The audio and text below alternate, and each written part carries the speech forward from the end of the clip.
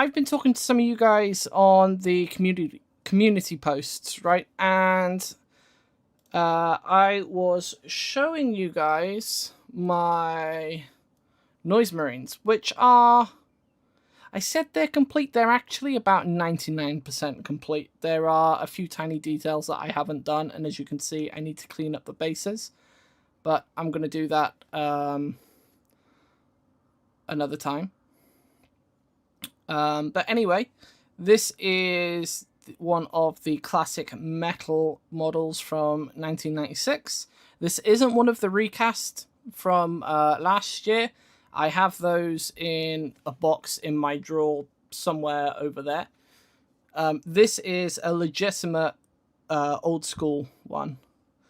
Okay, so that was a really neat find on eBay. And he is just about done.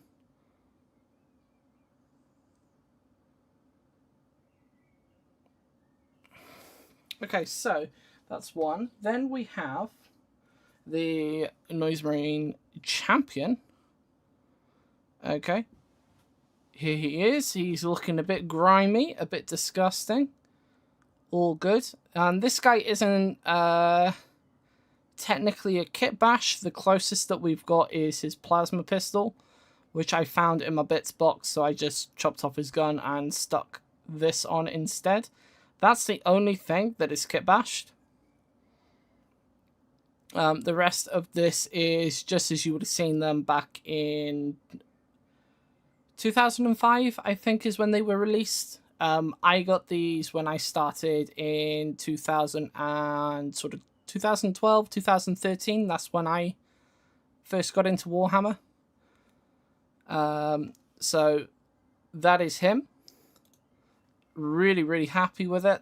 I went for a very messy, grimdark style. I was trying to do something akin to the Forge World art of the Subjugator Titan. I don't know if you guys have ever seen it.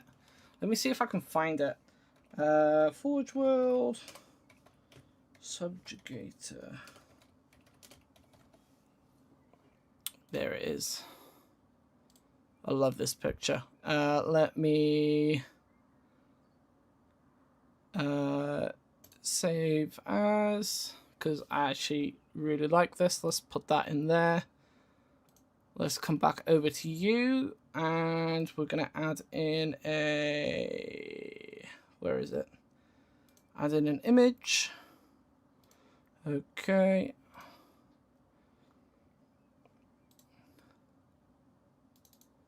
Into our stock.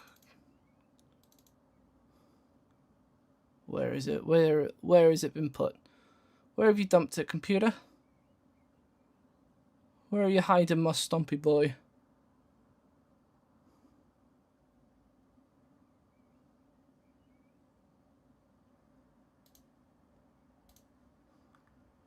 Let me go all files.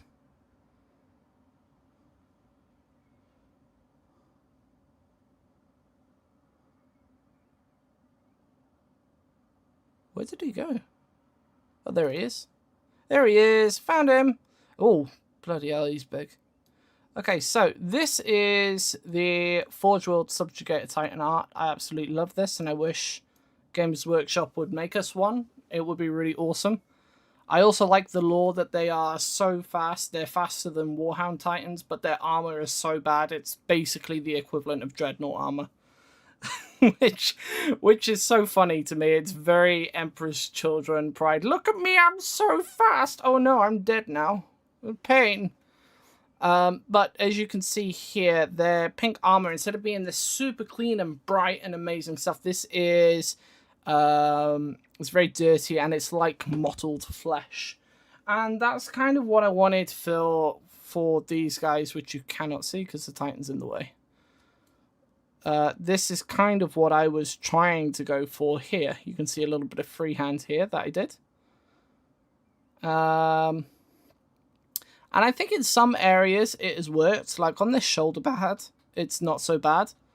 In fact, actually, this one's pretty good. The helmet, I think I just overdid some of the shadow. I didn't clean it up properly, but otherwise it's okay. But that's what I was going for this project. Then we start getting into the proper kit bashes. So I think this is the next one up in the scale. So this is with a Sonic Blaster. Excuse me, let me try that again. This is with a Sonic Blaster, which is the smaller of the Sonic weapons. Okay, and as you can see on this leg, I haven't quite finished it. This is the trim needs doing, and some of the cabling needs putting in. And you can also see where I've had to repaint some areas. So like this shoulder pad ended up getting repainted long after I did the rest of the model, so it hasn't quite come out the same. Not great, but you know, I'm gonna work with it. It's okay. I put on some of the new transfers though, because they are really nice. And there you go. And I didn't use Microsol or Microset. I was doing a bit of research, and you can actually soften your transfers the same way as Microsol and Microset with white vinegar. So if you guys have any white vinegar in your cupboards, just dip a spare brush in that and just put that over it. It'll take a couple of layers and make sure it dries fully in between, but it's turned out just fine. There's no issues, and of course it's a lot cheaper than the fancy products. But that is up to you guys, of course. Then the main kit bashing areas is the power pack. So this power pack is from the now very old Push Fit Beginner Space Marines. 2000, I think it's before 2005, maybe like 2003 or 2002. I don't know, but you know those old Push Fit Space Marines that you got. They were literally 3 pieces. It was just the body, and then you smash the gun onto its chest, and then you slap the power pack onto its back, and bam, you got a Space Marine. It was one of those, and so I had 2 of these power packs in my spare bits, and this is one of them. This bit is from a Chaos Vehicles upgrade set. Okay, so you would get that whenever you bought a Rhino or a Predator or even the Land Raider, I think. Because it's the same kit as the Space Marine versions, you would, if you bought the Chaos variant, you would get Chaos Vehicle upgrades as well. So I've taken some of that and I've cut those off and put that on here. And then, of course, the icon itself is from the Demonettes of Slaanesh, which is also a spare piece from back when I was younger. And I think the hair used to be either, I think it was purple. I used to paint the hairs purple, but I've changed it to bright blue so it fits in with the rest of the highlighting colors on my Noise Marines, because they have a lot of blue cables. So I made the hair blue as well, just so that it all ties in together. And then for that is Blood for the Blood God, just put in the middle there, just to add that bit of gory effect there, just to put, hey, it's not all about yes, pleasure, it's also, ow, that really hurts, please stop, or don't. So that is that one. Then we have what I think is, for some people, the best one, or not so much the best one, but the most popular one. And that is the Blastmaster guy. Okay, he is just chilling out on a rock. And that is because I didn't have any legs for him. So what we did was I got rock mold. I slammed in some what's it called? It's the air drying clay. I forgot, das clay. That's it. So I pushed some of that into a rock mold, and this gave us the rocks. The basing on these is really bad. I really didn't put any effort into these bases when I did them, so we leave it there to be a physical reminder and lesson to us. But he is sat on a rock. These legs, though, if you guys are wondering, these are from the firstborn scale Ravenwing models. So the Dark Angels bikers. So, and you'll probably see that if I don't drop it on this leg. This is the Ravenwing icon, except I have cut away the sword, right? So normally going further up the leg would be a sword, but I cut that away, leaving the wing, which is very reminiscent of the Phoenician wing that Fulgrim was given and subsequently became the iconography for the Emperor's Children throughout all of known history. And I thought that was really fitting, especially with the ribbed toes. And we have a sort of tassel thing on the other leg, which is painted blue. And of course, I did this before the new ones were made. And we can see, if I have one of them to hand, I think, does this guy have one? No, he doesn't. Here we go. This is one of the new Emperor's Children. These tassels ended up popping up everywhere on the new kit. So this has inadvertently actually ended up tying in really, really well. So that's a win. The power pack, my favorite part of this miniature, actually. This is, like the one before, one of the old push-fit Space Marine power packs, but this one is heavily modified. So that skull was carved off. So if I get the other one back real quick, you can see there is a skull on it. I carved that away.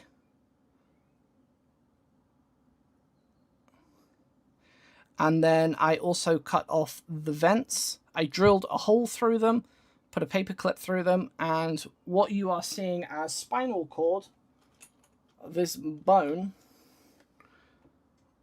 let me bring this up. Some of you may recognize this. This is spines from Necron kits. Okay, so what I had to do, this one, I was just able to cut the base off and then file it down and attach it to the back. That was nice and easy. But for these ones on the side, I had to physically separate them, drill holes through them, and then feed them on and onto the paperclip and glue them all into place and pray that it stuck. And fortunately, it did. So that is where those pieces came from. And then we have another of the Slaanesh icons. The end broke off of it, but it's fine. It's we're all leaning into that grimdark aesthetic anyway, so I'm not too bothered by that. Again, not really fully complete. The yellow on the cabling can be shaded better. There is some cabling on his face that I haven't done. And his mask really should be a contrasting color to his skin. And you know what? I didn't even really do the eyes properly. So they're not 100% finished, but they're close enough that it's less of a bother. So we have the final piece. Okay? And that is this guy. Now, this is my favorite of the whole squad. Okay, and as you can see, he is built onto a Primaris body. So, we have, of course, shaved away the Imperial iconography, so the Aquila has been completely removed. Is it the Aquila or is it the Imperialis? I think it's the Imperialis. I don't know. I get the two mixed up all the time. Either way, it's gone. Okay, and that has been replaced with Slaanesh iconography. On his leg there, I don't know if it will focus enough.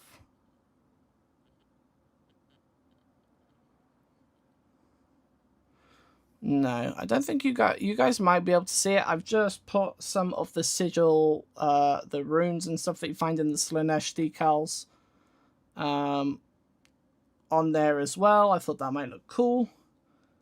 Same on the shoulder pad. You've got the standard Emperor's Children. There we go. Proper iconography and another rune in the corner. Very nice, looking great. And then we start getting into the modifications. So we've put in the ball bearing sort of things that you see on some of the older marks of armor, which have ended up sort of being brought out again in a lot of kits as a more decorative item, but initially it was the layers in between sets of armor when they were running out of materials during the heresy.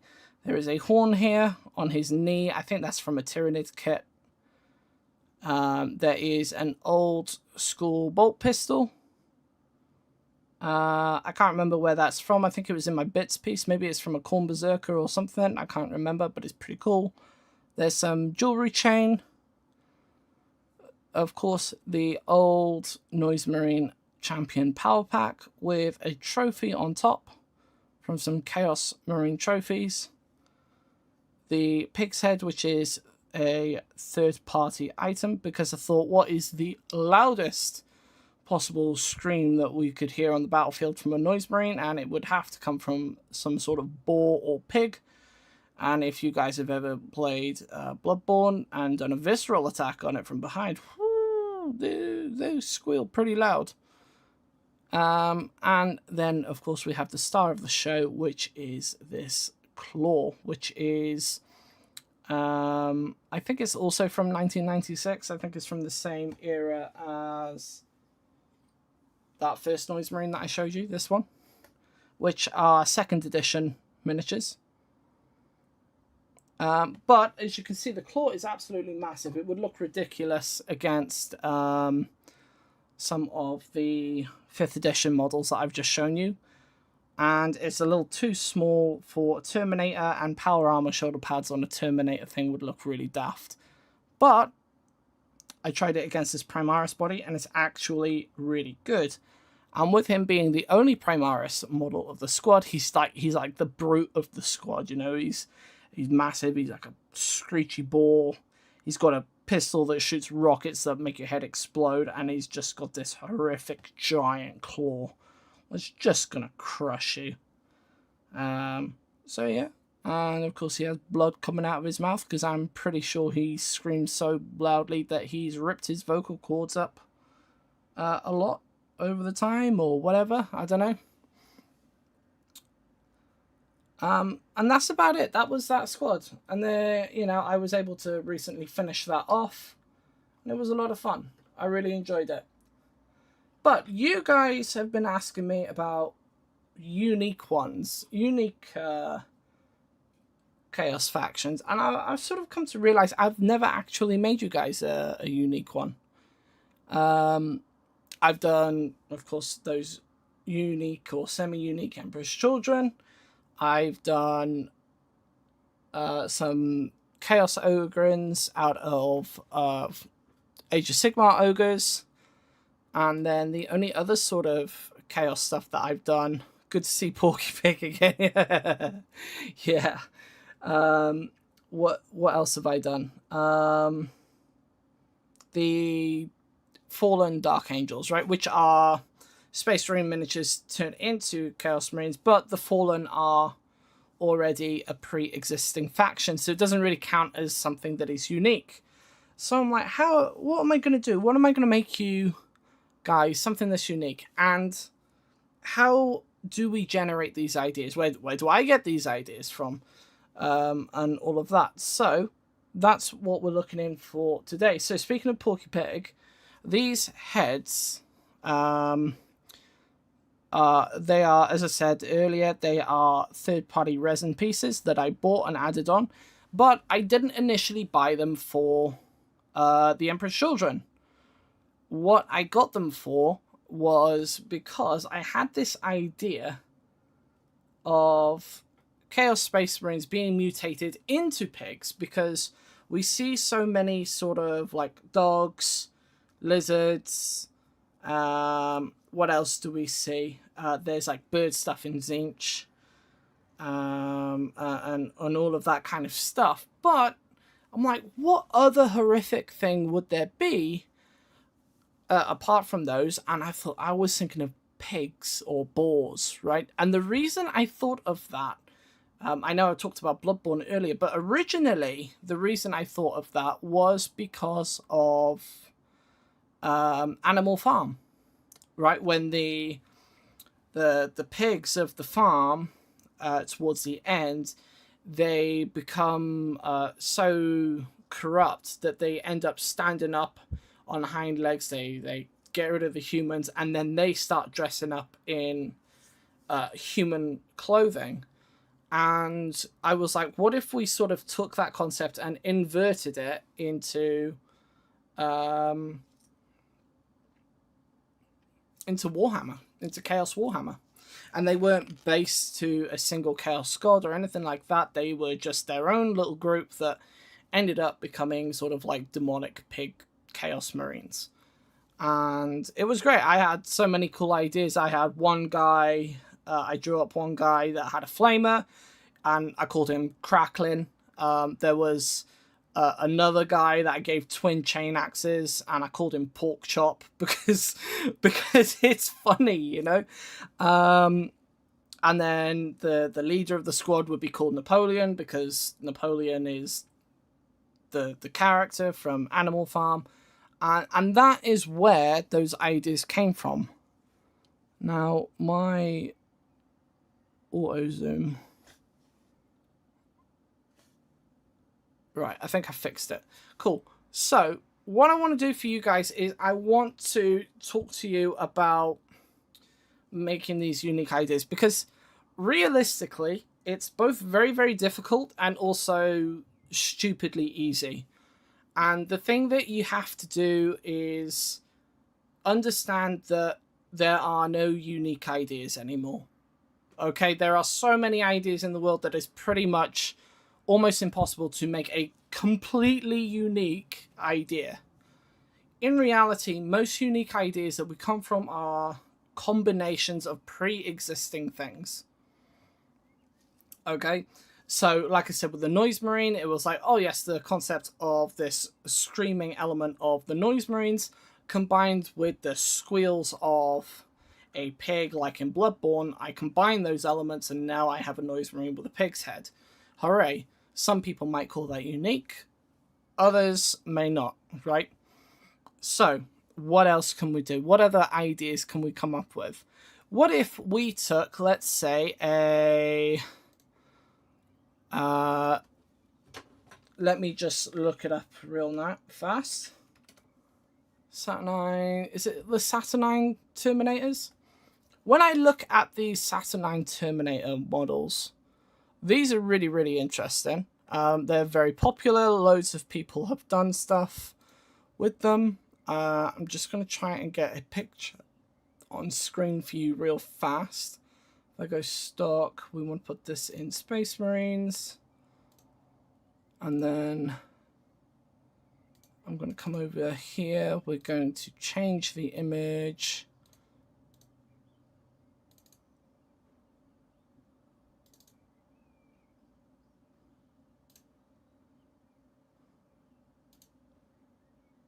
Okay, this is a Saturnine, sorry, not a Dreadnought, a Saturnine Terminator from the Horus Heresy. Very, very popular, very distinctive shape. And of course, there is a Dreadnought variant, which is just bigger, right? How could we make this really different? And I was like, oh, I had an idea. Right, now, of course, I don't have one, so I can't build one, right? But the idea is still there. So let's do this. I'm just going to get the image. I'm going to pull it up. And I just want you guys to tell me yes or no. Could you see this working? So let's grab... what's a good image? That's a good image.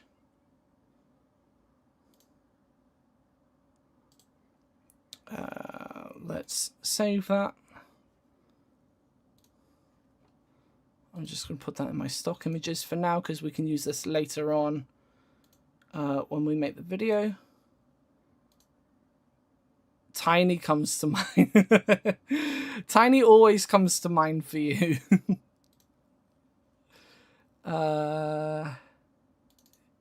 Okay, so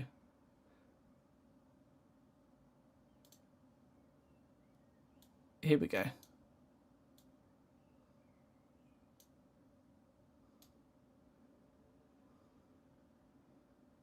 Okay, yes or no? You tell me. For me, I could see this working. You would have to do a lot of modifications. You may be better off removing the shoulder pads and repurposing them for something else. You could even take one of these. Bearing in mind, I don't know how the kit comes together, so I don't know where they are. But assuming these giant shoulder pads are separate, you could shift one to the front to make something akin to this sort of diver's helmet. This drill, I already know what piece to use. There is a drill in the, I think it's either in the Orc Killer Cans or the Death Dreads. They have a drill which is basically identical to this, so you could put one of them on there, and well, this is a fist, so fists are fists, yeah. Okay, there's an idea. I'm sure there are hundreds, if not thousands, of people who have already had this idea by combining them together. Okay, so here is fact number 2. Okay, number 1, there are no original ideas. Number 2, nobody really cares. Okay, you may come across 1 or 2 people who get a little butthurt and like, oh, you stole my idea. But let's be real, unless you're chronically on the internet, it doesn't matter. Okay, and I say this with I say this with love here for you guys. Yeah, it doesn't matter, because I can assure you, when you go into the Warhammer store to play your game, nobody gets upset about Ultramarine player number 2486 or Blood Angels player number 7488. Okay? If you come up with an idea and you find online somebody else has already done that, do it anyway. Okay? Because somebody else may just have a slightly different take on it to you. And the way you do it is still going to have your stamp, and there's no reason for you to not do it. Right, think of it as these Emperor's Children that I was literally just showing you. Yeah, I am probably Emperor's Children player number 12,888. Yeah, but I tell you what, how many of them do you think are going to have a dude with his Blastmaster sitting on a rock like Chaos Space Marine Kurt Cobain? I don't think there's going to be very many of them, okay?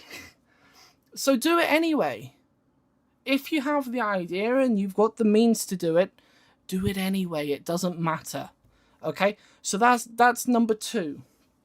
I really need you guys to keep that in mind, okay? It doesn't matter if somebody else has done it. Don't let it stop you.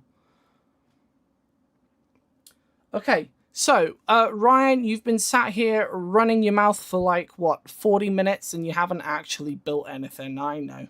Okay, I said I was going to build you guys a unique Chaos Space Marine.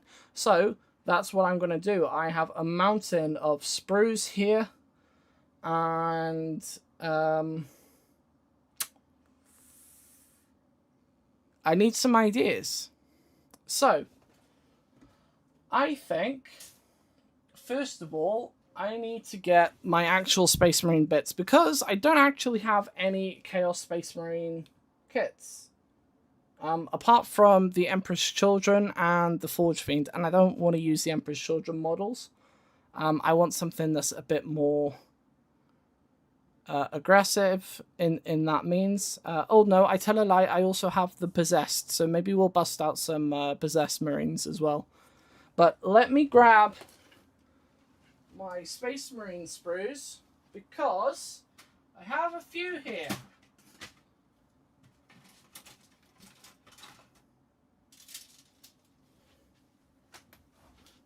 And I think we could do something. Behold, my plastic. No, that doesn't work. That's not how it goes, is it? What's the guy say? Behold, my stuff. Yeah, I think that's a bit better, isn't it? My stuff. So,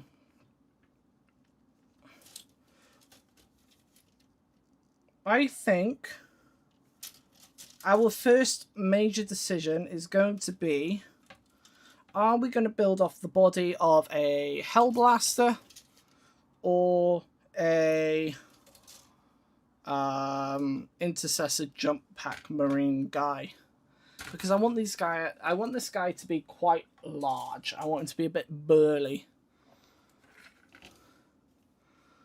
So this is the jump pack, guys. I'm kind of leaning towards the jump packs because I haven't really done one before, and that would be pretty cool. We could take these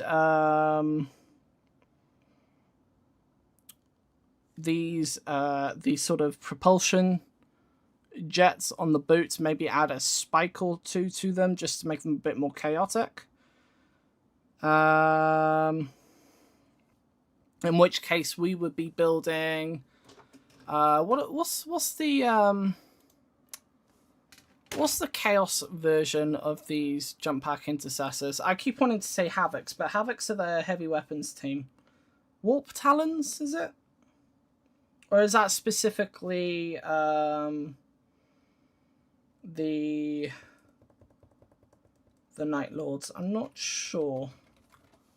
I think I'm just going to have to go to the Warhammer store and look it up real fast, because it'll bug me, because I can't remember anything.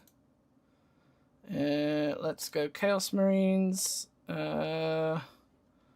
Which of you silly billies has a jetpack?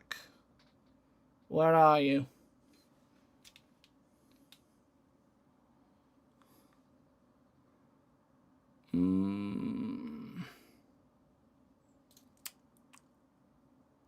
Oh, where are you? I can't find them. My eyes are shut.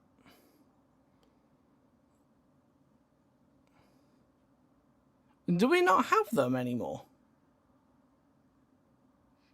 Half of the thing is out of stock anyway.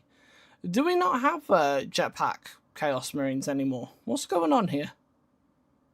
Why am I not seeing anything here? I know there used to be some. Oh, we have the Murder Wing, guys. So Murder Wing was the Night Lords variants, right? So we could take a little inspiration from there. Oh, here we go. Built as a Predator, Raptors, there we go, or a Warp Talon. Okay, so I was right. Warp Talons, Raptors, or Predator. Predator. Okay. We have enough really bad Predator spin-offs. We don't need another one. So, there we go. Anyway, let's put that away. So, we have some concepts here. Warp Talons. Dad says yes. Okay, right. There's hope for me yet. At least somebody knows something. I haven't got a clue. So we could make our own sort of Warp Talon champion looking guy. with these pieces.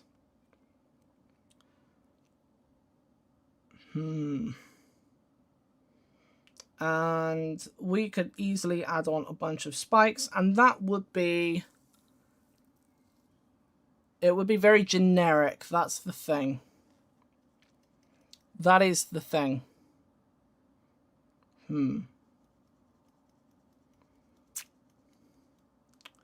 Okay.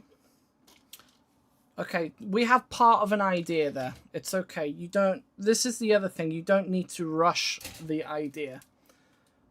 What other pieces do we have? Let's have a see. Oh, I know what would be hilarious, actually. Okay, Chaos likes taking the piss out of each other quite a lot. It's very funny. The Chaos Gods get a big laugh out of some Chaos champion trying to do really cool stuff, and then they just become a mutated mess. So what if a guy wanted to become like a Warp Talon, but with his own wings, but they just didn't work properly? Ooh, an idea. An idea has come to mind. He would be insulted so badly, it would be hilarious. I think I have half an idea. So, I want those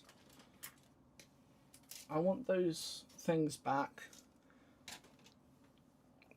Where are my clippers? Here they are. So, we have here... We could use... Well, all of these guys have a tactical rock, so let's just have a look at the bodies. This one is got quite a bit of a curve to his body, so that could look like he's really trying and the weight is just too much. A lot of them kind of have it, but this one is quite a strong curve. That's this torso as well. So I think instead of doing like super grim dark serious, although it will sort of look super grim dark serious, we're kind of going to make a joke out of it. We're going to be funny about it. We're going for the funny, goofy side of Warhammer when my computer is finished trying to get me to update everything. Not now. So let's grab this.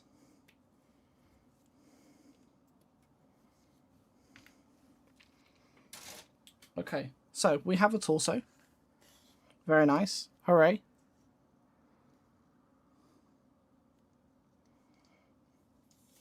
Because we could really have it... He could have like one wing, but it's clearly not strong enough, so it could be damaged, it could be malformed or something, and then on the other side it's just uneven. Like it's not grown the same way, so it's not working right. And so as he's taking off, he's sort of tipping over at the same time, and he just ends up crashing into the ground every time he tries to take off. It would be a really sad and pathetic looking Chaos Marine, which I think would be hilarious. Let's get his legs.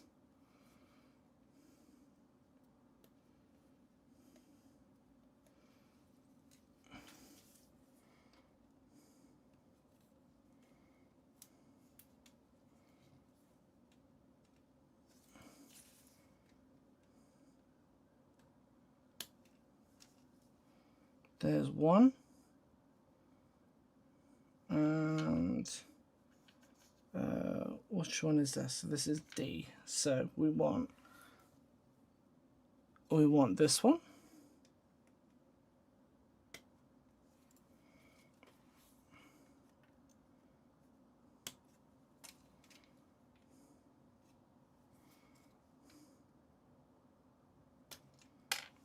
Bam. Okay.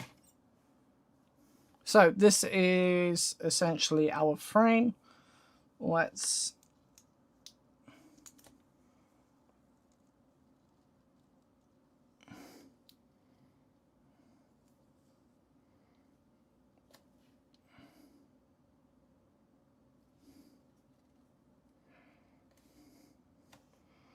Grab this, and then we have his leg.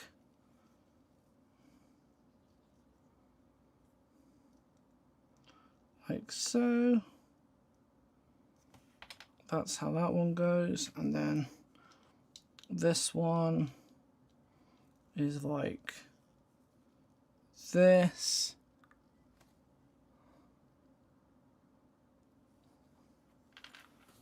Okay. You know what this has reminded me of?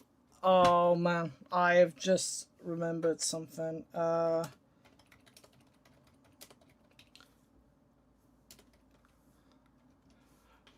don't know if any of you guys will remember this guy. But when I was a kid, I don't know about you guys, but I love my dinosaurs, right? Like most guys. And there was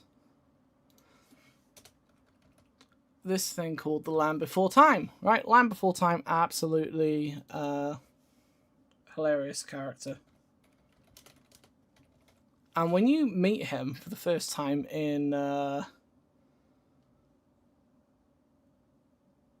very first film, the man can't fly.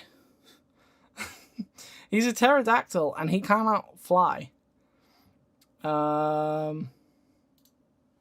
we go. Let's grab this.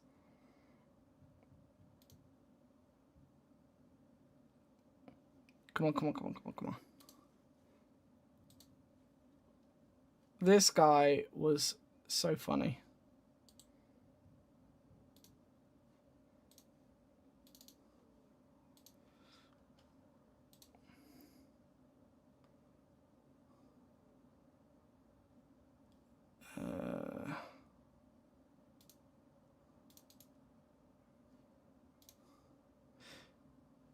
Wherever it is.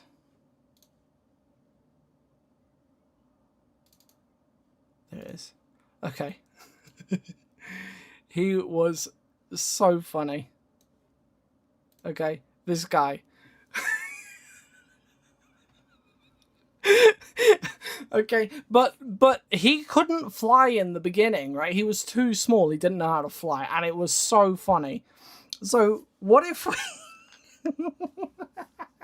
what if we make our Chaos Marine Raptor or Warp Talon or whatever like this, like Petrie before he could fly,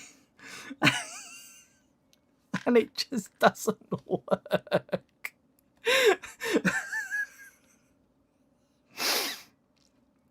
He can hang out up there. He can be our mascot.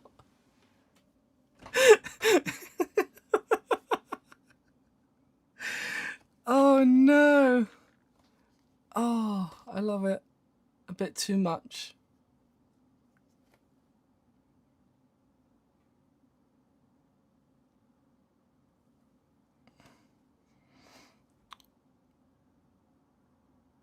I wish it would stop locking the autofocus. Okay, so let's just, we're going to go through the standard stuff. We're going to remove the bits of sprue from the model. We're going to clean up the mold lines. I'm not going to be too careful. If this guy can't fly, that means he is falling into the ground all of the time, which means his armor is going to be covered in scratches and dents, which is only going to add to the comedy. And if anybody says that you can't be funny with your miniatures, give them a slap and then go introduce them to the orcs, okay? And if that doesn't work, introduce them to the Eldar, because they're a joke of their own, but you didn't catch me saying that, okay? I think that was just Slanesh shenanigans. So, let's grab this. There we go.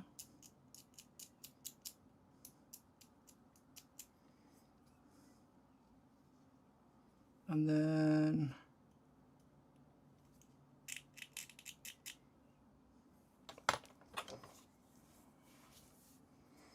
then we have that piece in there. We're just going to use the file. It's going to give us a little bit more control. Now I use metal files as just give him really small wings, and then when he tries to take off he can't because he's so fat. Scientifically accurate bumblebee.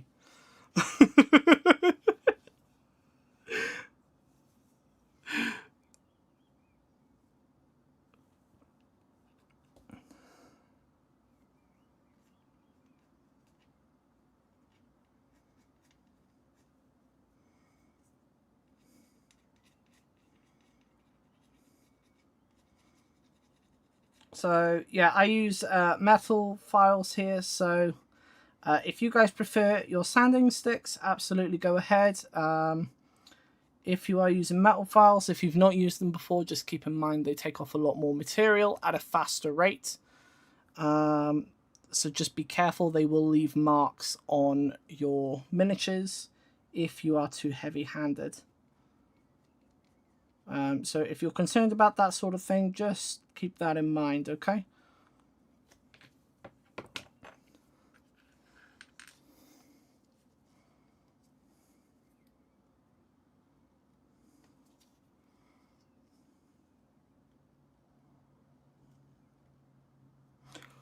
Oh, I've had an idea. See, this is how you come up with ideas. They kind of just pop into your head along the way. So give him really small wings, right? What if... Ooh. What if, right? So I've got one of the cherubs, right, from the Sisters of Battle here. What if I just take those off and put them...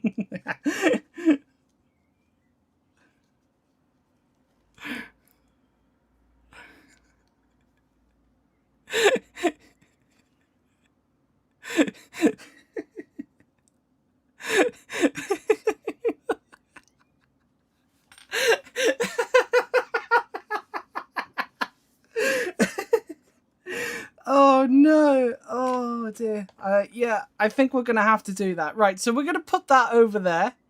We're gonna hold on to that, and then we're gonna put one of those wings on there. It's going to be fantastic. I can't wait. Now, to make this even funnier, the guy has to be super serious. Okay, so he needs to be trying to make him look... He needs to make himself look as badass as possible. He is the man, or at least he thinks he is the man. Okay, he has slaughtered so many people in the name of the Chaos Gods. Down with the Corpse Emperor. Nobody cares that his eyeball moved. And I tell you what, he thinks he is the business. And then he tries to fly and he just falls on his face. Nobody actually cares. He's just a laughing stock, and he is too far up his own backside to even realize it. Yes. It's going... it's gonna be great.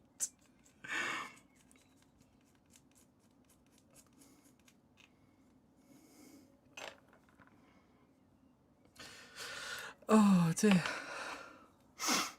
Oh, I hope you guys appreciate how much this is funny to me. Jeez.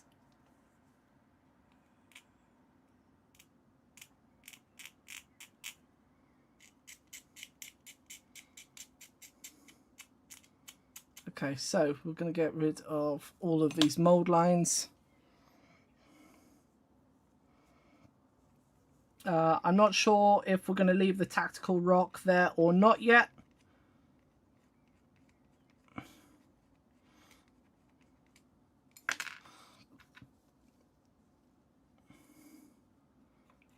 We'll decide that a little bit later on.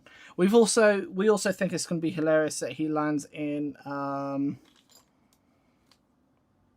mud, so that means we need to do our classic mud sort of trench-esque base, but it needs to be a lot wetter, and we can do that. I've got some water effects stuff stashed away that I bought ages ago, well over a year ago. I've used a little bit here and there, but we can definitely bust that out.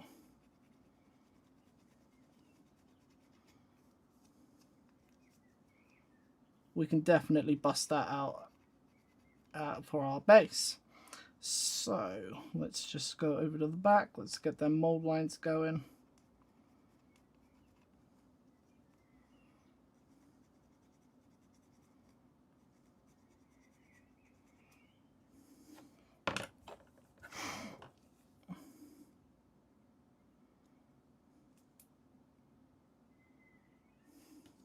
So when you're making your unique chaos faction, another thing that you want to have a real good think about is their allegiances.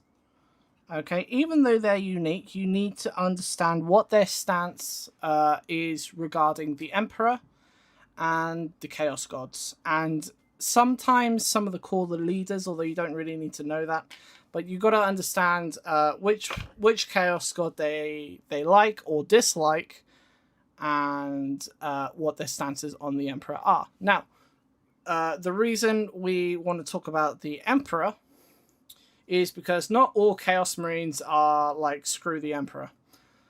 Some of them, there are a very rare few, but a few of them are actually regretful. They have, in a moment of sanity, realized what they've done, and they're like, oh no, this is terrible, I'm sorry.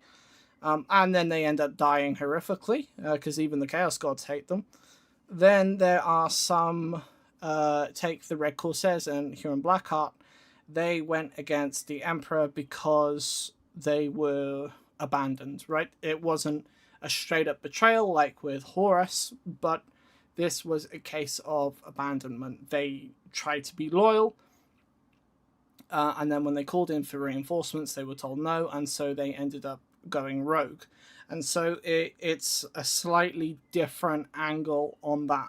So that is something that you may want to consider. Then you have the Chaos Gods.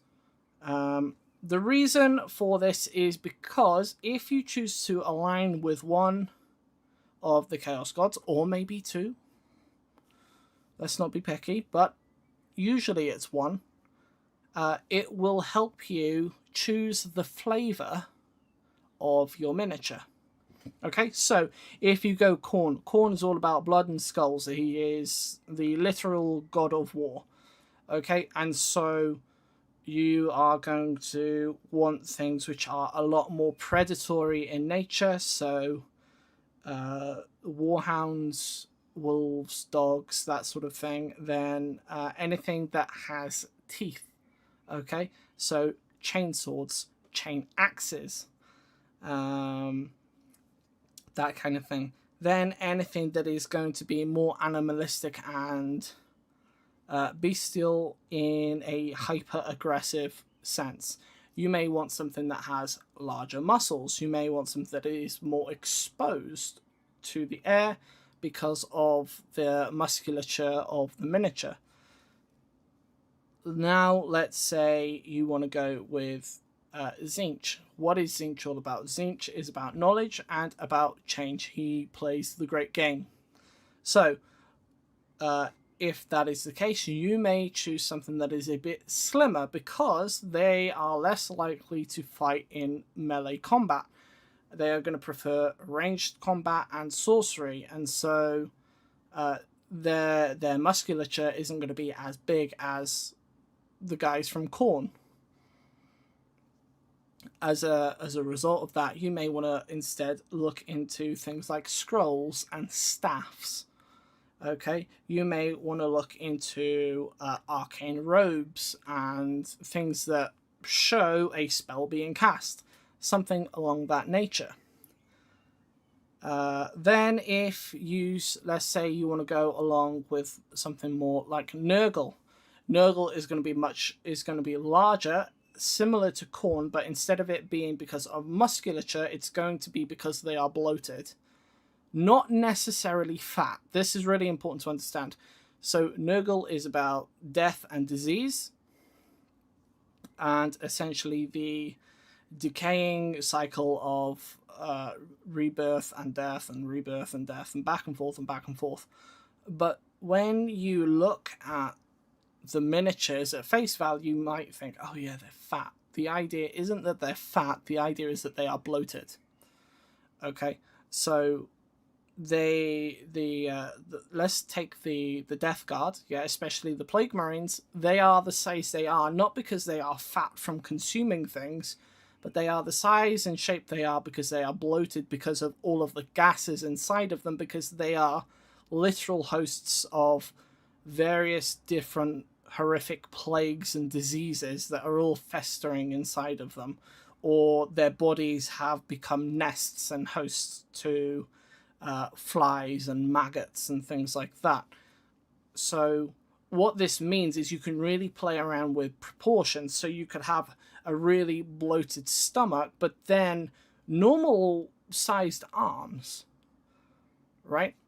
But there's also necrosis, so you can play around with the death side of things, and you can have malformed things where things haven't grown properly, or where the muscle has died and fallen apart, and you can really sort of play around with that. You could have saggy flesh, and you can play around with textures. So if you look into, I don't advise it unless you've got a very strong stomach, but you can look into real life diseases and illnesses and effects of certain things and what it does to the human body, and you can try and emulate that in your miniatures. Then if you're going with Slaanesh is about sensation, right? Especially the excess of sensation, good or bad, right? They don't need to enjoy it, they just need to feel it. And so you can really get into it. So you have the body modifications, the flayed skin being pulled back by chains and stuff, very sort of Hellraiser style. That's one thing. They are also perfectionists. Now, the form that perfection takes will vary from person to person, but you will have a lot more elegant looking guys who are all about finesse. And then you're going to have larger and more brutal guys, say like that pig guy that I've got, right? He's not going to be as fast and elegant as the master swordsman, but his sensation comes in the enjoyment of hearing bone crunching. It's going to be the sensation of feeling blood splattering onto his skin. It's going to be the sensation of his ears ringing and splitting as he hears these really high or low-pitched tones across the battlefield that other people ordinarily wouldn't hear. And so this makes him cruel and sadistic, right? Where and it comes out in different ways. And so as you consider which one of the Chaos Gods you want to align with or not align with, that can influence the flavor of your miniature. So this guy who is making us laugh because he's a bit of a clown, if he is malformed, the wings haven't grown properly and all of that, he could be an Nurgle devotee. And we all know Nurgle has a sense of humor. And we always see the Nurglings laughing. So, if we've got a Nurgling hanging around, like a spare Nurgling, we could probably put that on the base as well. So he can literally be laughing at this failed attempt to fly.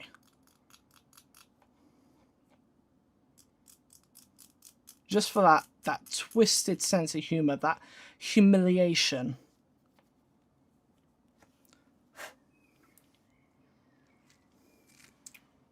Hello, Heroic Wolf, how are you? It'd be neat to have a misshapen death guard whose body is so rotten his flesh is mostly sloughed off. And you can see what is essentially a pulsating meat puppet at this point. I love it. Do it. Make it.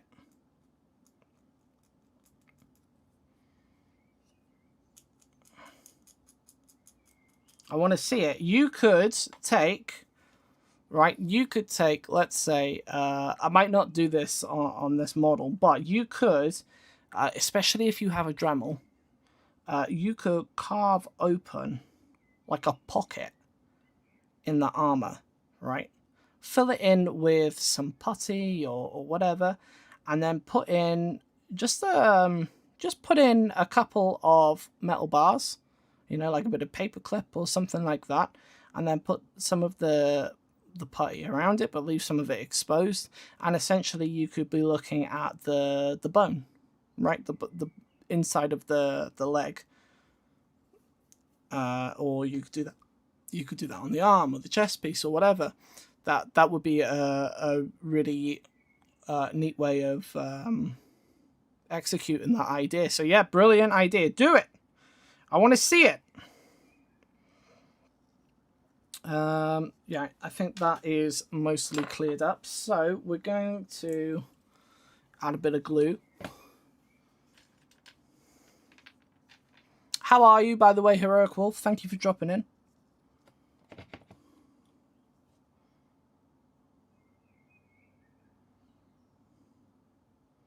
Let's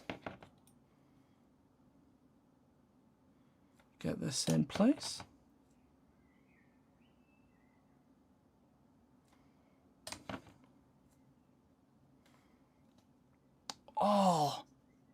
Oh, another hilarious idea to add to this, right? If we're going with the Nurgle, right, this is how, like I was just saying, how this can influence the flavor of your guy. So if this guy can't fly properly because he's got misshapen wings and all of this stuff, and he's always crashing, what if we made this guy like a puffball mushroom? So every time he tries to fly and he hits the ground, the impact just shoots out these disgusting spores out of his body.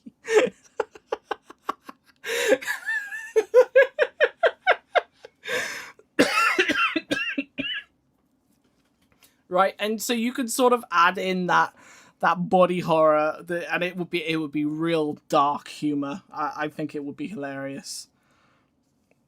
Right, let's let that dry, and then we'll take off the iconography.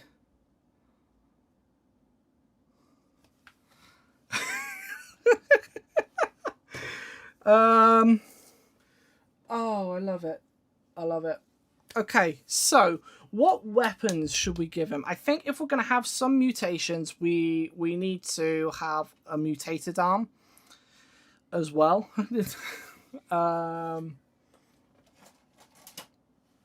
We might not even give him a gun at this point, because I think if he's going to keep hitting the floor, he's just going to drop a lot of his stuff.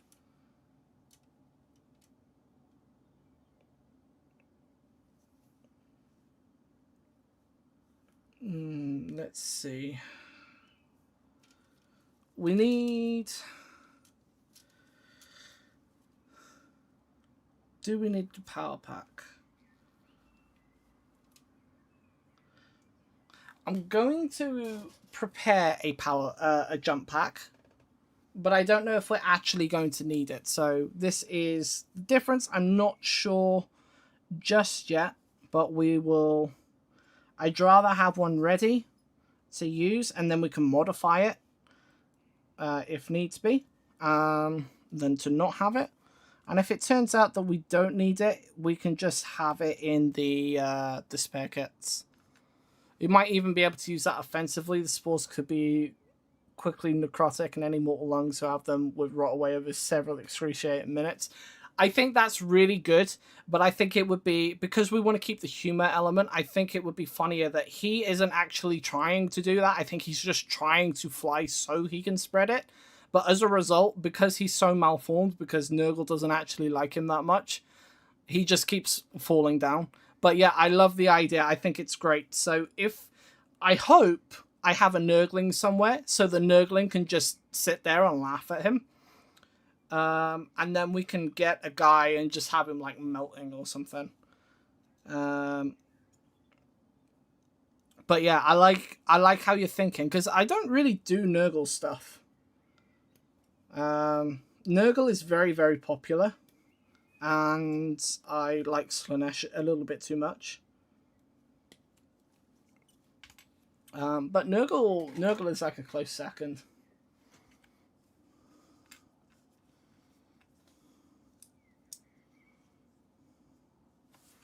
So we have those.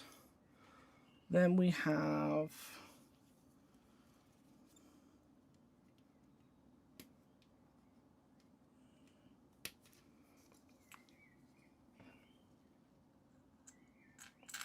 Oops, we have this piece, and then I need a right and a left. 1 and 2, and then on the other side 1 and 2. Okay. Now this little conversation, as we go along, you will see how we can take the same words and the same ideas and send them in different directions as well. So this goes back to that second rule that I was talking about, where if somebody else has had the same idea as you and already built it, you should still do it yourself.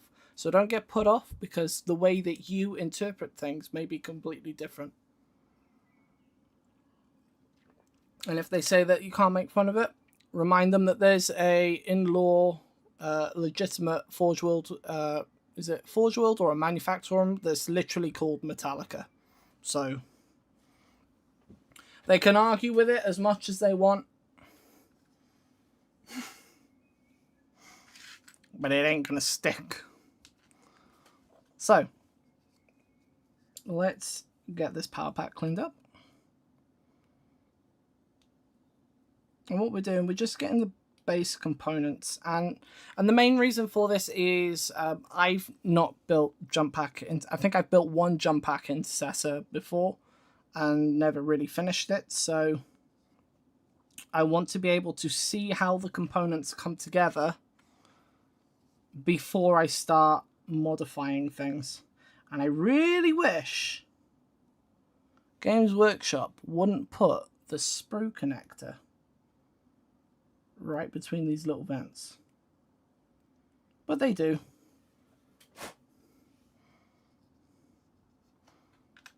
But that's more of a skill issue.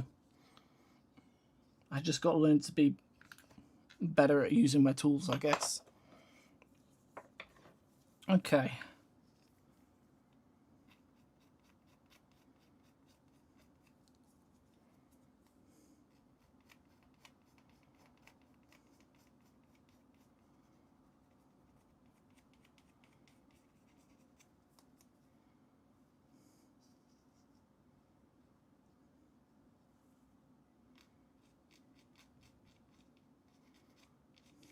So what projects are you guys working on? And do you have any kitbashing questions while you're there that I can help you out with? Let me know. Tell me your secrets.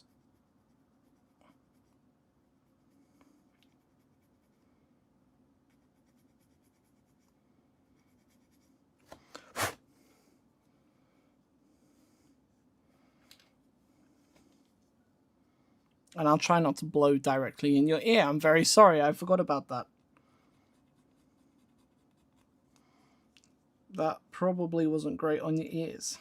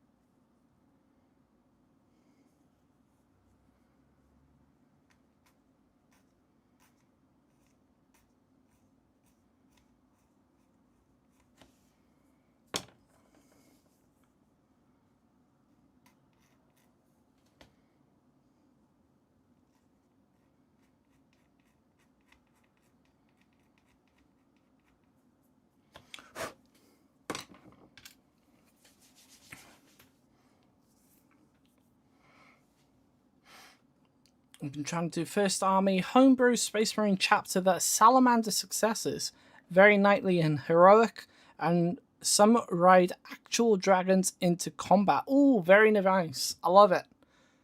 That is a brilliant idea. So, of course, the Salamanders, as their sort of one of their trials, they go and hunt something down and kill it and take it as like a trophy. And like the bigger one you get, the better you are, right? It's like Vulcan's like origin story, so to speak. But you're taking that concept and inverting it and making these sort of like knightly dragons. Dragons are very cool. Oh yes, I like that. So you're gonna use like the Age of Sigmar dragons to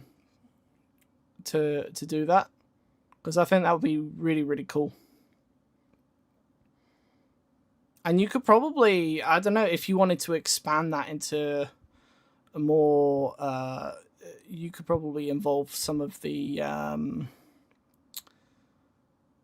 what are they called? Not a Turvagon. That's a very different thing to what I'm thinking of. The lizard men. What are they called now? They're not called lizard men anymore. I'm too old for this now. Everything's called a different thing now, and I don't know what they're called. Lizard men Warhammer. Tell me, what are they called now? Saurus. Okay, yeah. How original. I know they have like a lot of dinosaurs and stuff. Maybe you could, if you wanted to expand from dragons, you could go into that. But yeah, no, I love that idea of them riding dragons. That'd be really cool. I've had an idea of orcs that are they're sort of like the snake bites, so they're very tribal, but they ride the dinosaurs instead. So yeah, no, brilliant idea. I love it. Finished an Alice in Wonderland Tunnel album, doing the third blanket for my brother. Oh, that's awesome. Oh, sweet. Are you going to show me that when I come over next week? That'd be awesome. Because we've talked about that album a few times, I think, now, haven't we? I don't know. I forget. We've talked about a lot of albums, but that's awesome. I'm glad you're getting them in, getting them done. That's brilliant.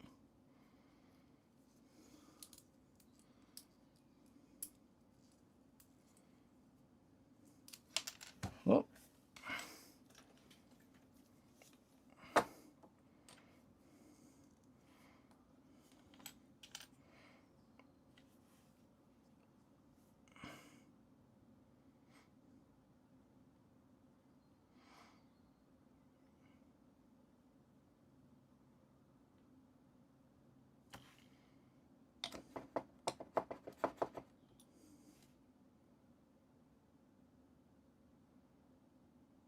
my glue is running out. I'll have to order some more in soon.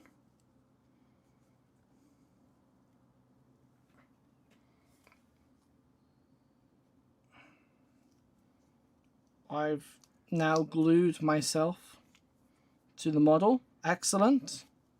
We will melt the glue more. Melt the plastic more.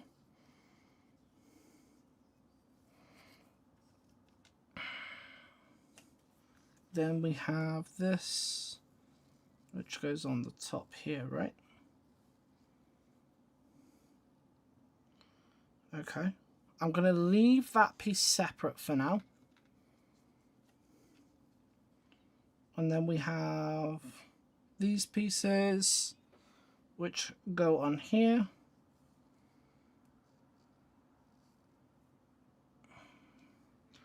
We could leave them on, so every time he takes off, the spores are coming out of there. If you haven't sold it, it looks pretty cool. That's awesome. Looking forward to it. Okay, so let's put those there. like I said, I haven't decided on what we're going to do with the jump pack.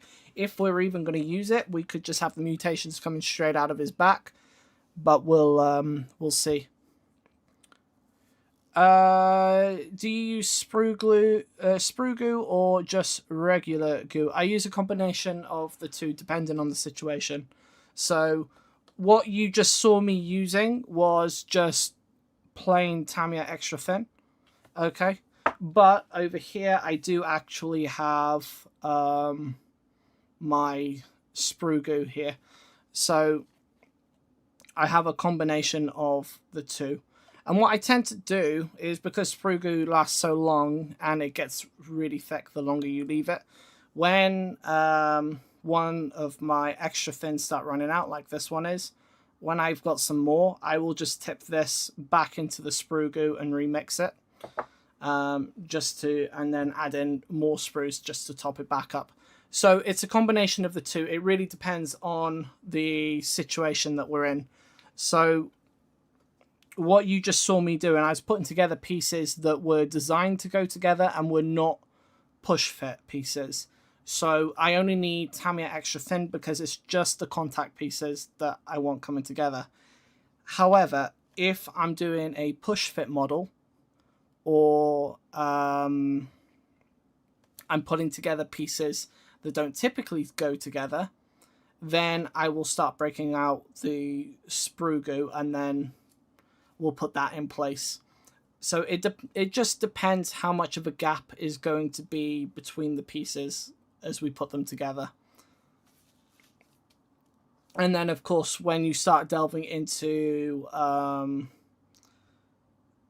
some things like resin, of course, you use super glue. And sometimes I will also use super glue with bicarbonate of soda, which will cause the thermal reaction that makes super glue harden or nigh on instantly. But of course you get that crust afterwards.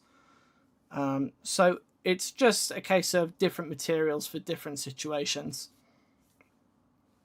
I hope that helps. I think. So we are going to remove the wings off of here.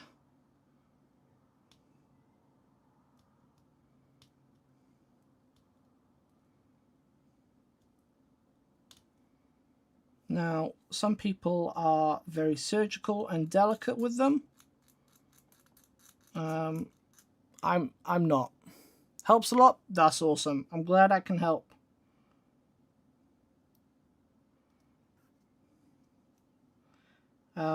And also, going back to how careful I am, I like a lot of battle damage on my miniatures.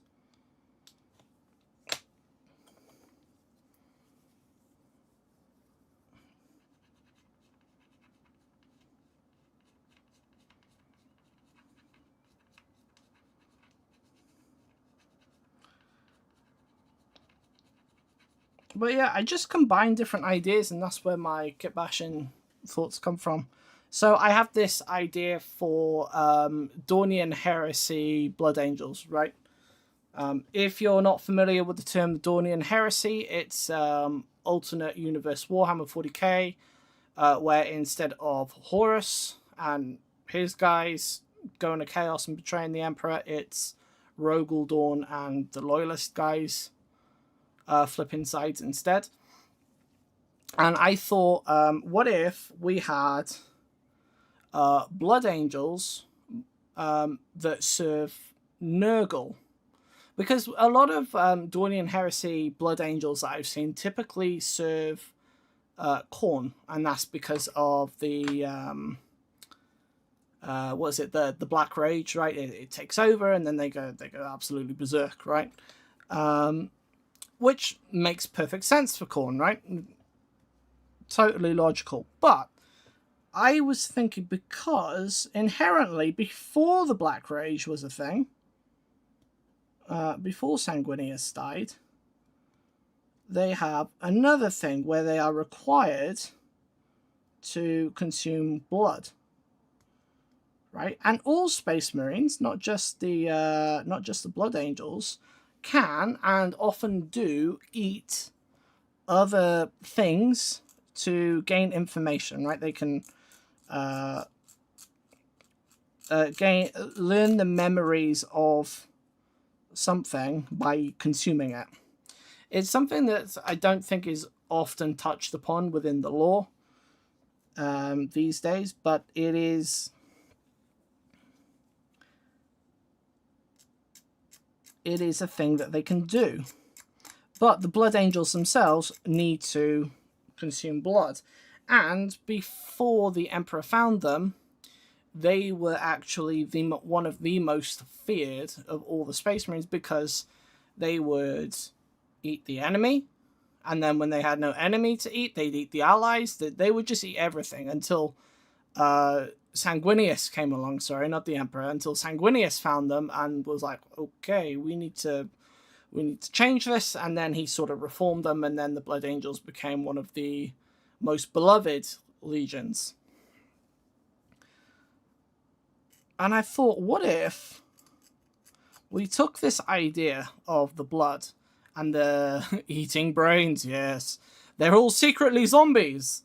But what if we took this idea and their blood became literal poison in their veins? So they're trying to find a cure that makes them not need to consume blood and not cause them to go into the Black Rage. But the only way they can do that is by gathering more blood, right? And doing experiments on it, infusing it with Sanguinius's blood to try and find a cure. However, instead of Sanguinius being this great, big, noble, angelic-looking thing, or, on the Khorne side, this super angry, rage-filled creature, what if instead Sanguinius just has, for lack of a better term, really bad sepsis and blood poisoning, and his body is malformed and crippled and everything, and instead of using mosquitoes, I've given it away now, instead of using like maggots and stuff as the Nurgle thing, and bloatflies and stuff like that, what if instead we're looking at things like mosquitoes? And that was again inspired by Bloodborne, being one of my favorite games of all time. I think I might have a picture of them in my book. Hang on.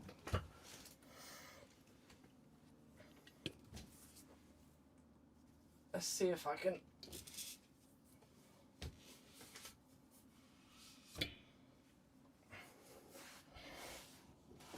Let's see if I can bust out some pictures. So, bam.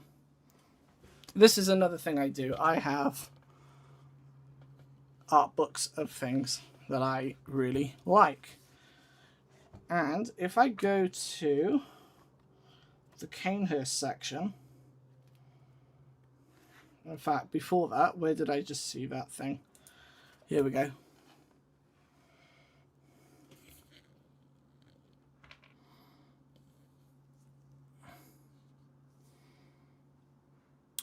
This is something we could look into again for the messed up wings. Right, but this is where I pull a lot of inspiration. Let me see. Where is Canehurst? Have I gone too far? I probably have. Yes, I have.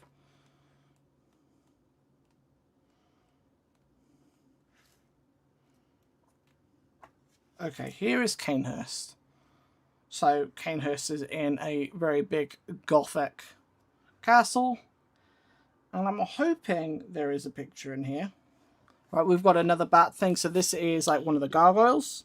It's called a Lost Child of Iniquity. Again, you can see this messed up wing. So we can get more ideas for these malformed wings, as well as the comically small ones.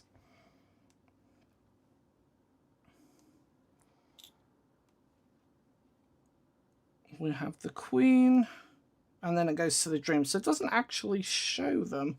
I wonder if there's some, because I know there's some in the DLC as well.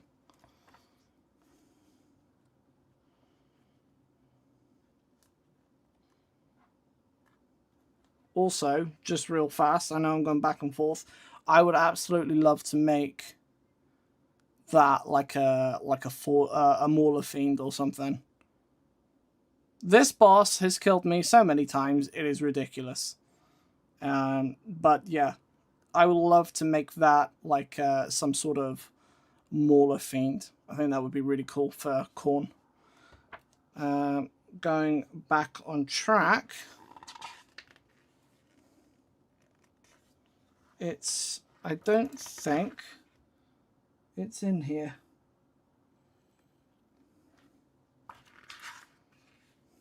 No, it's not in here. Okay then. Yeah, awkward. Let me see if I can get a picture for you.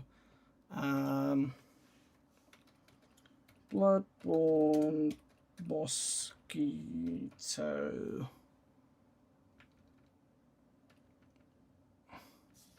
Whatever they're called. Blood lickers. That kind of makes sense.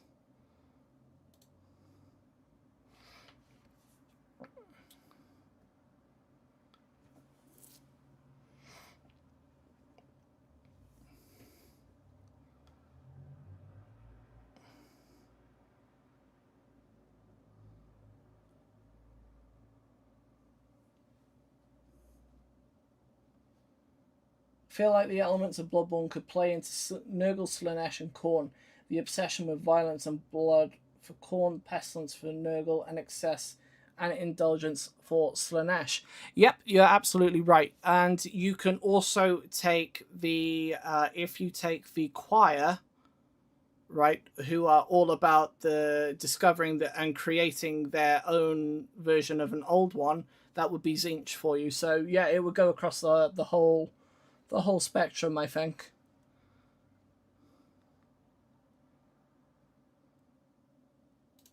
Here we go. So let's grab this picture.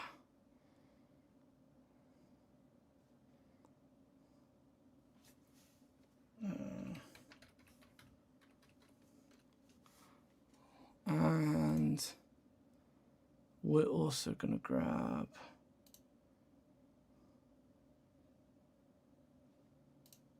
this one.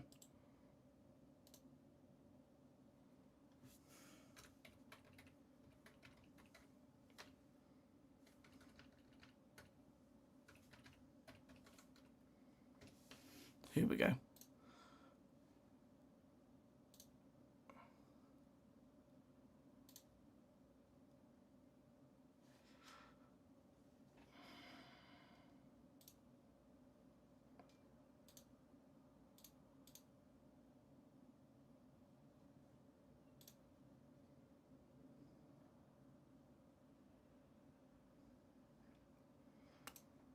Here we go. So here is one. We're going to go.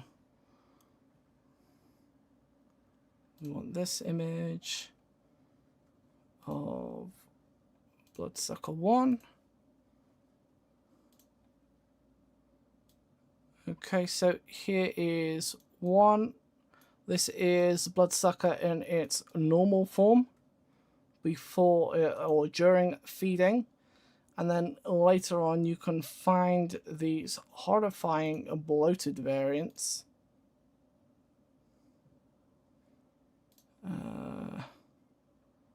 Which is this one here.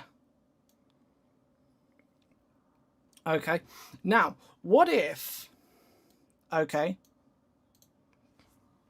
you get your blood angels to be doing this kind of thing, but the blood is all poison for Nurgle. So instead of doing it for Khorne, you're doing it for Nurgle with blood diseases. Yeah, and just to really lean into it, actually, while I'm here, let me go over to the Warhammer store real quickly, because I can't remember the name of the character, but there is a Nurgle model with a head, which sort of gave me the inspiration for this as well. So let me go to Death Guard. Not this guy. Here he is. Oh, there we go. The Biologus Putrefier.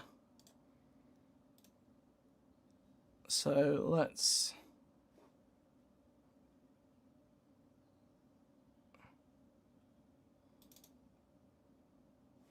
put that in there. And we're going to go and grab another image. Not a slideshow, an image, please.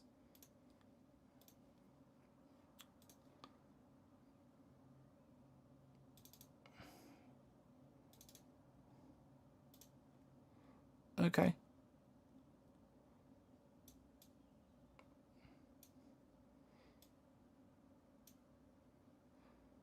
Okay, so we're taking this idea here with the face, and you with this needle-like piece coming out the front. This guy basically is a mosquito. But what if they were all like that? Or what if there was a subsection of the Blood Angels that were all like that? What if that's what became of their apothecaries? Right? They were so obsessed of finding this cure for the disease in Sanguinius so they could also cure themselves. And it just made them go further and further into this forbidden knowledge, which eventually led them into Nurgle's grasp. But instead of them getting better, they only just get worse. And what happens is when they mix the bloods with Sanguinius, when they try to find a cure, they in fact just make more diseases. It just makes it even worse for everybody else. Right, so that is another idea that I've had, right? And it's just combining ideas together to make something that is unique in that regard.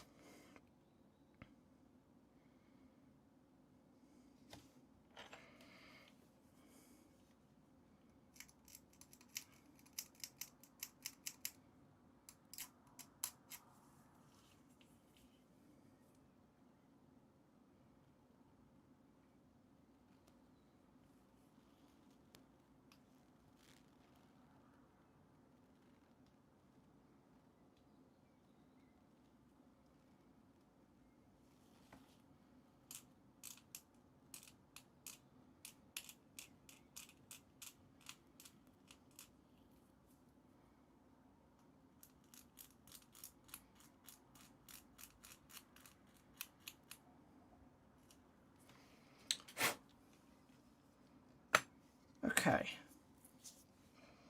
So we have our legs, or we have some legs here. I'm not going to attach them yet because we may not actually use these.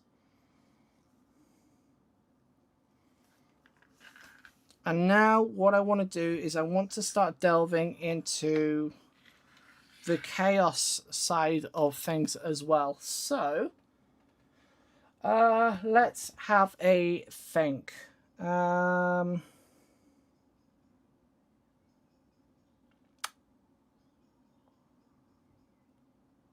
What have I got here on my desk that's sort of half done? Okay, we have a leg here, like so, that is mutated, right? This is from the Possessed.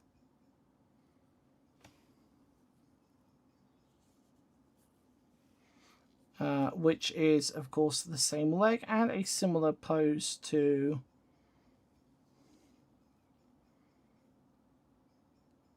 the Loyalist variant.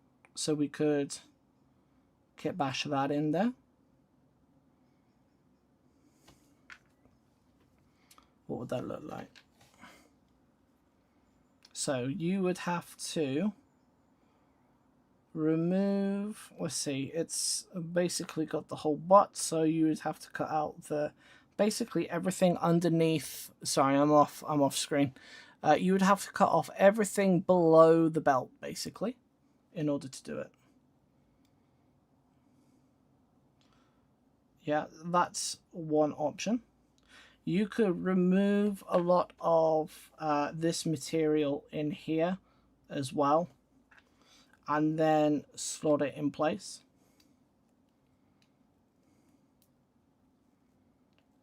So that's another idea.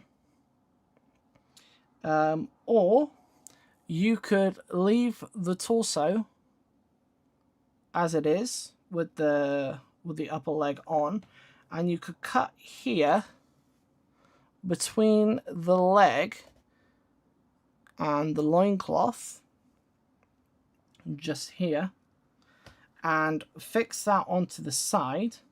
And that might be a better option, because that will then allow us to remove this extra material, which basically gives us this tabard as a separate piece.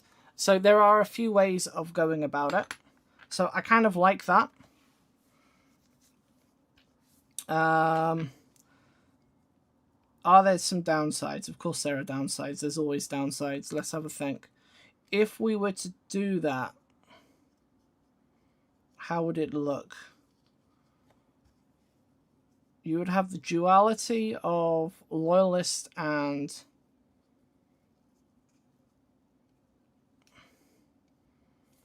I think I need some blue tack.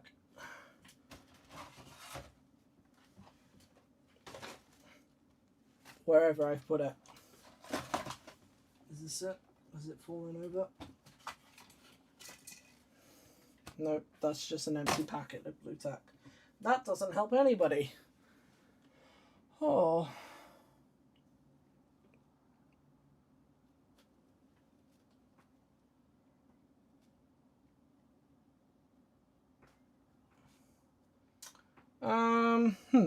Okay.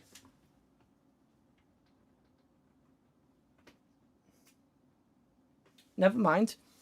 But I think because this is a what they call Digitex legs or something. I think it's called something like that. I'd have to double check.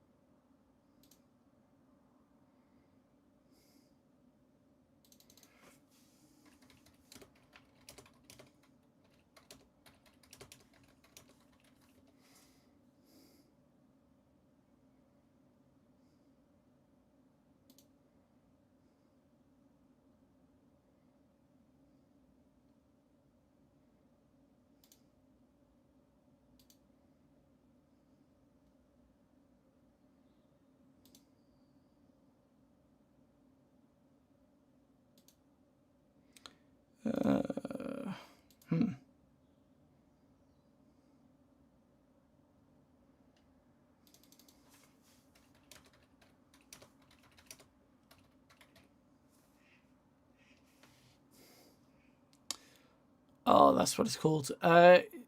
Digitigrade legs. There you go. So it's basically when they have that this extra piece of their leg that we human beings don't have. So because this is like this, it is about the same sort of length as, if you look here, the fully extended Primaris leg.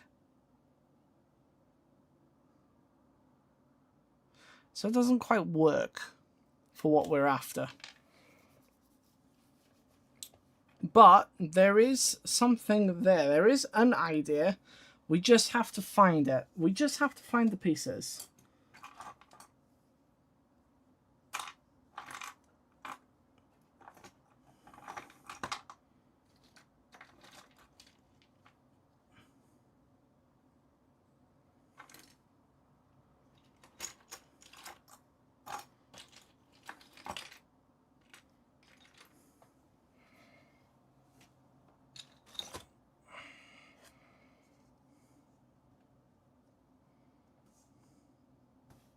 Is this the other half?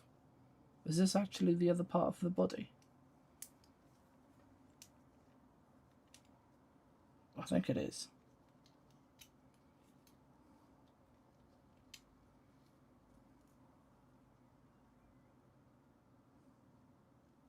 Okay. Okay, so it might not work that way around, but what if What if we did it this way around?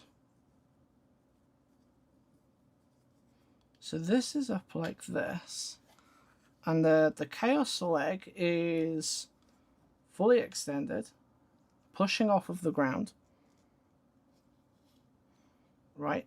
Whilst this leg is up, because he just didn't mutate properly. He mutated so badly, he didn't even have the courtesy to become a chaos spawn. I think that would be good, and we can just cut the whole leg off really easily. So I think we are gonna attempt to commit to that idea. So I am just gonna cut off just under the torso there. Okay, basically I want to keep this segment, right? This is where his hip, his pelvis would be. I want to keep that because that's going to be a separating line which will help to make it clear.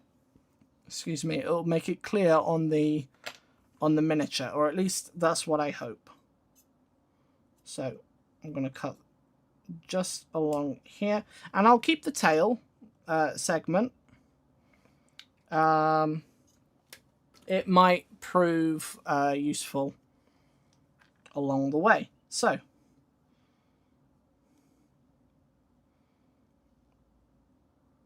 here we go, we have this.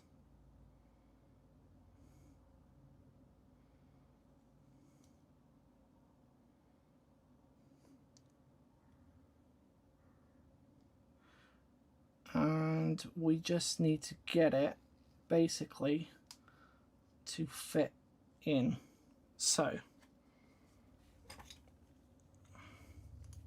first of all, what size base do they have?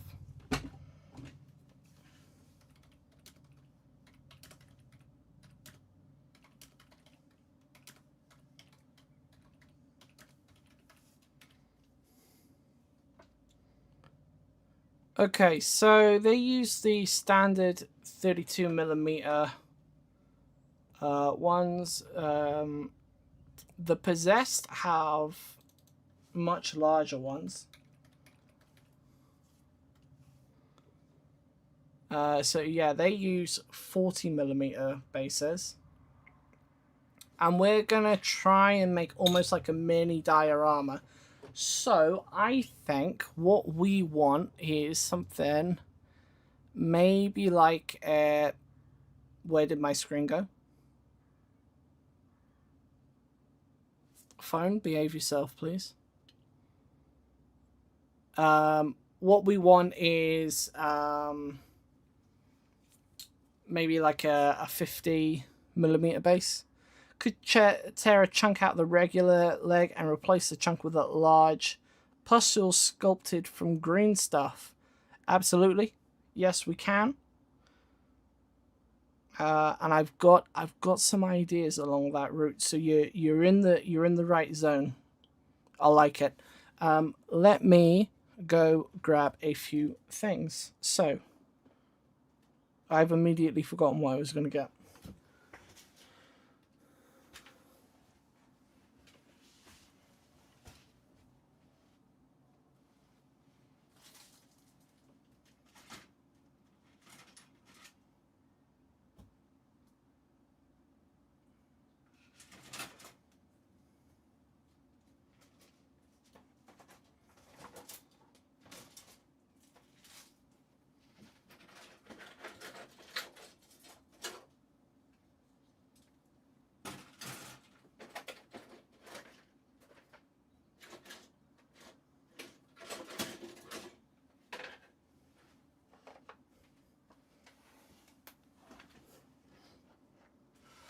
Okay, I found them. So,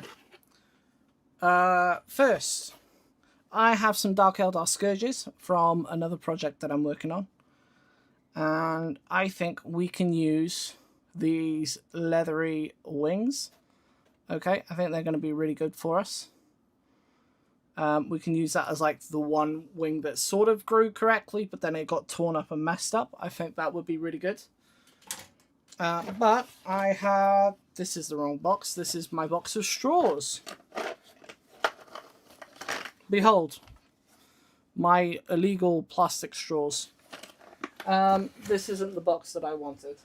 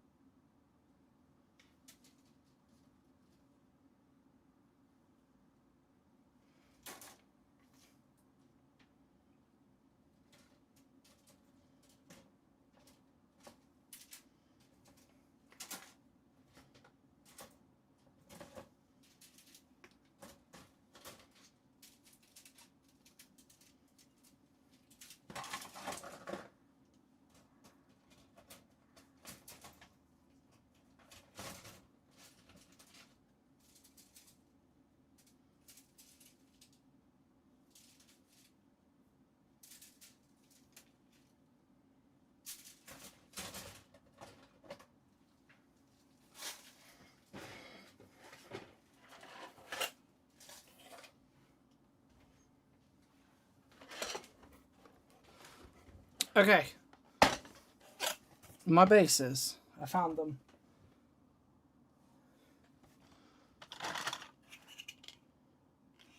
So I got 60mm base. 90mm is going to be way too big.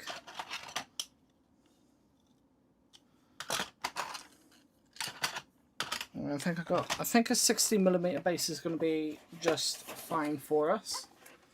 And then there was something else that I was looking for.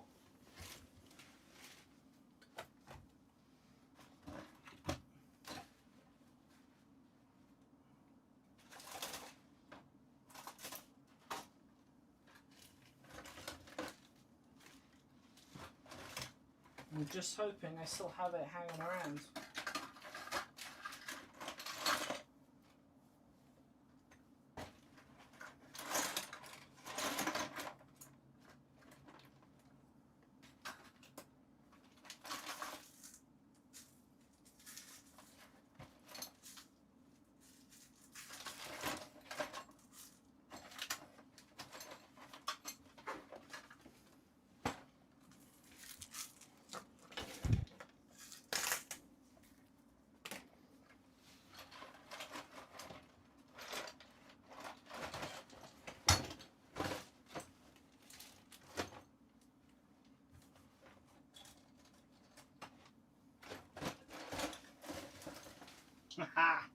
I found it. I found it. I found it. Okay, so this was originally going to be used for a different project, but I've just had an idea. This is from a Tyrannid, right? This is, what is it, a Zoanthrope, I think? Right, it's got all of these things on it, all of these horrible things on it. What if this was what became of the Space Marine? What if we put the Space Marine torso in here? Like so.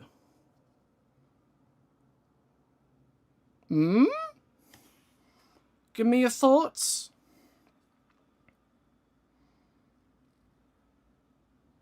Right, so all of this is basically just grown out of his back instead. Right, and then we could have his legs sort of hanging off kind of uselessly. Right, and he's trying to fly and it just doesn't work and it looks really pathetic. It's becoming less funny the further we go and more horrific, but I think that's okay. I think, yeah, I don't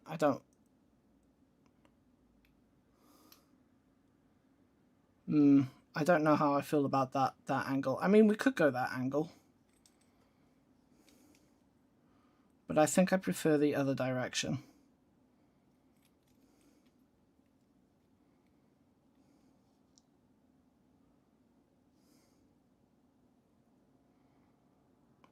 That would be a wonderful idea. I think it would.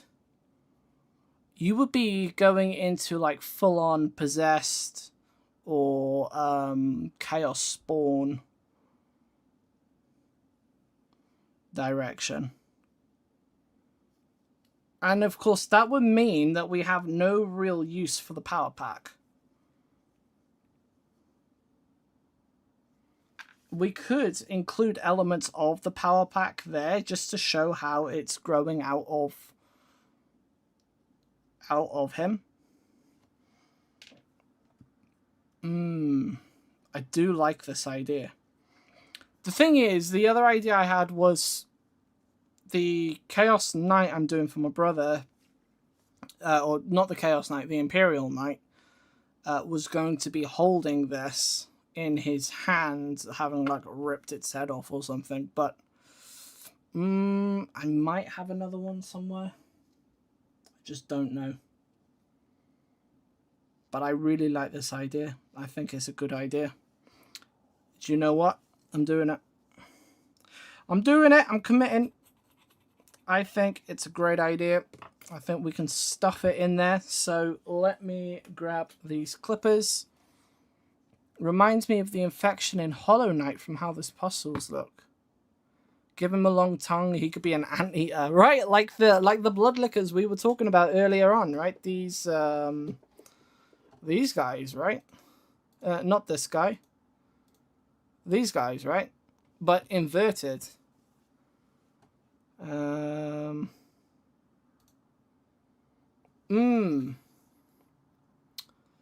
We're combining ideas. See, we're combining ideas to make something new.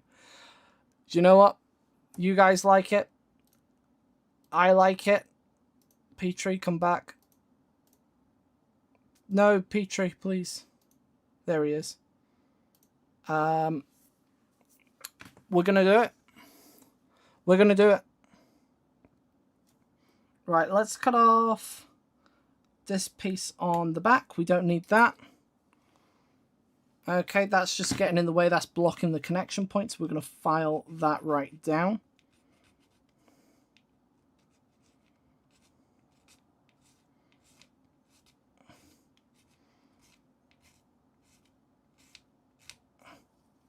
Plus, this really lets me go full sort of grim, dark, biological horror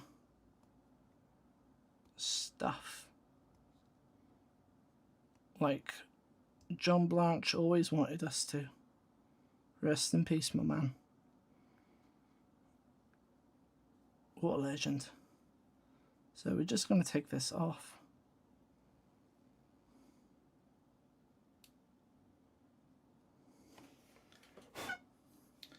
Okay. Good stuff.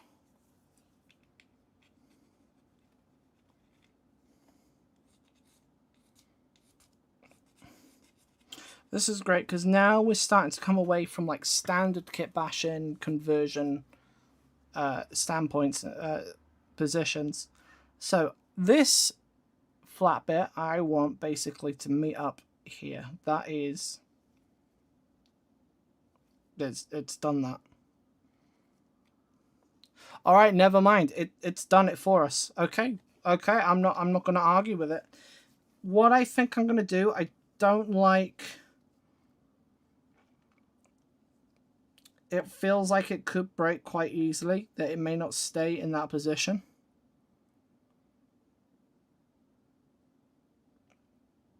So I feel like I need to pin it.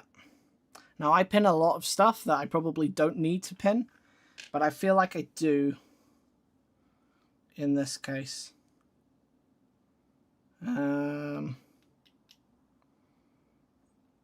But sprue glue might be sufficient too. No, I think we're gonna pin it. We're gonna pin it. I can't help myself. So we're gonna drill a hole in here.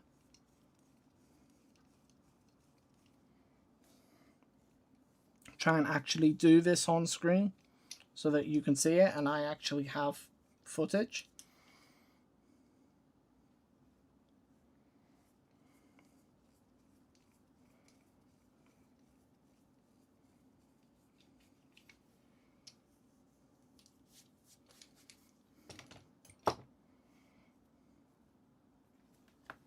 Then we need ourselves a sacrificial paperclip. And behold, clippy.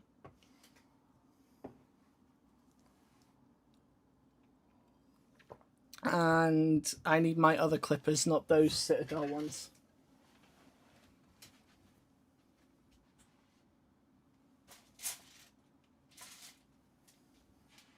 Where did I just see them?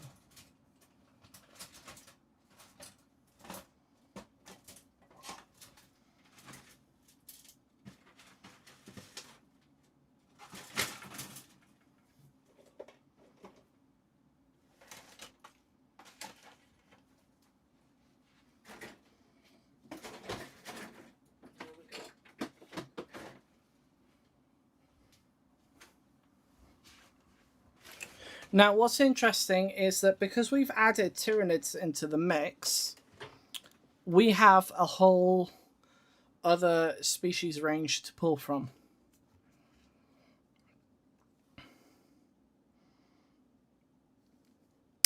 So that's fun.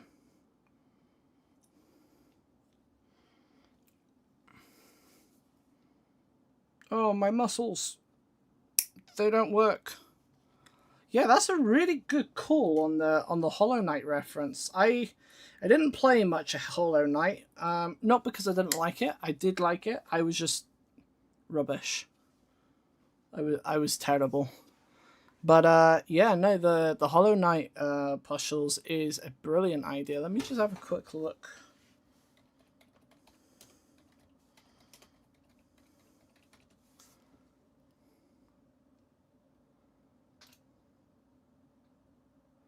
Yeah. I really like that idea. We might go with that. And yeah, I am a big fan of Hollow Knight. I just, like I said, I was just really bad at it. Because back here, always judging me, we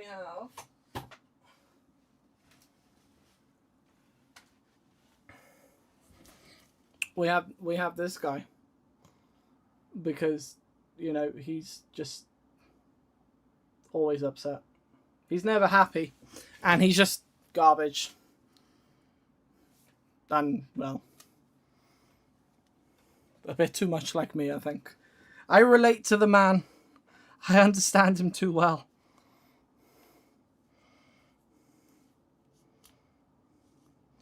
Alright, so let's get this...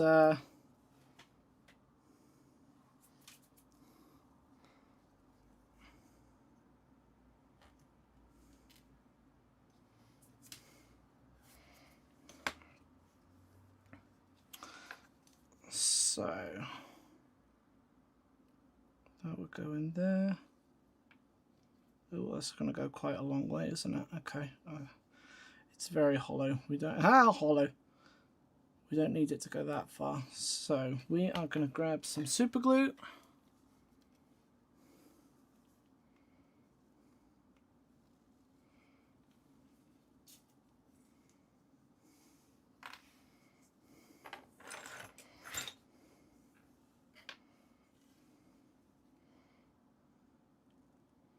Now, I don't have the greatest applicator here, but that's okay. It's all right. It will do what we need it to do.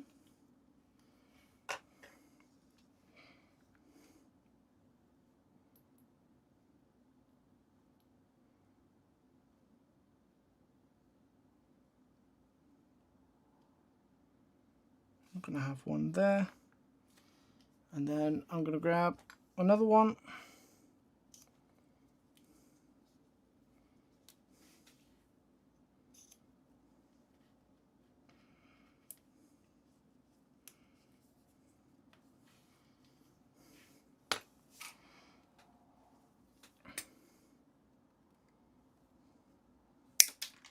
Oh, well, that'll never be found again.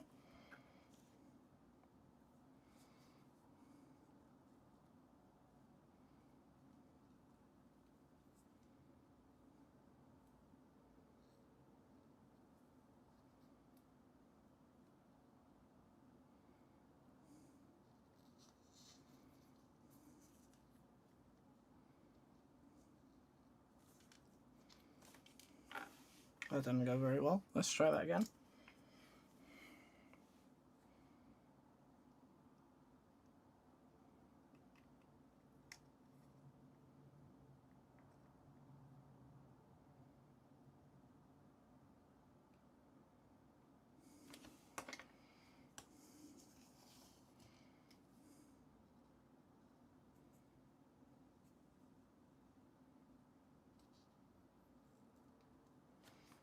One and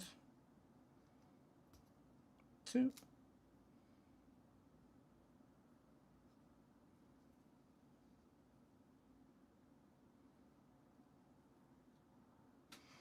Okay, and we're going to let that sit for a minute while that dries,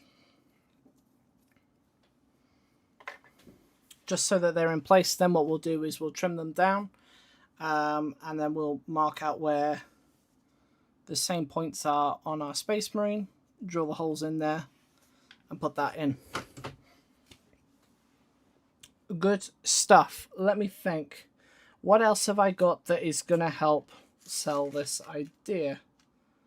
I have here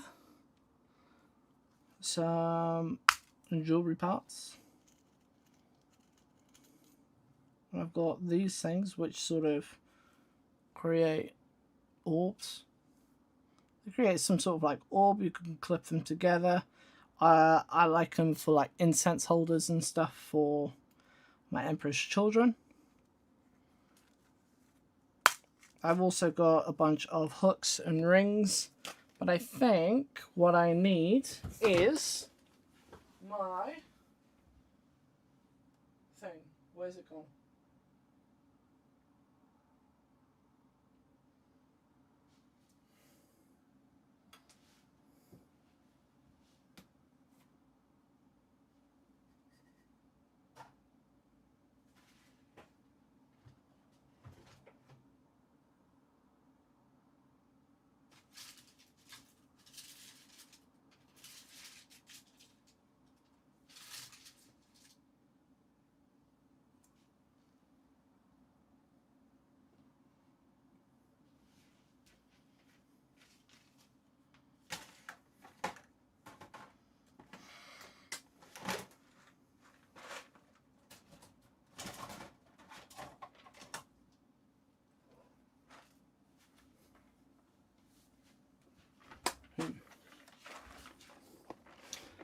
I'm not sure where they are right now, but I have a bunch of stainless steel like ball bearings and stuff, which would be great for making pustules.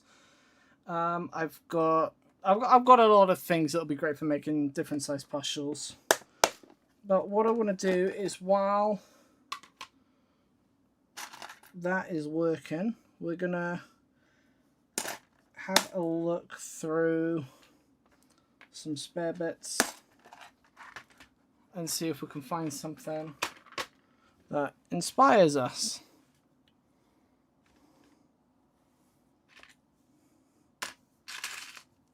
Oh, a big eviscerator chainsaw. I've got a plan for that for a different project, so we're not using that. We've got some weird spaceshipy stuff. Big rocket.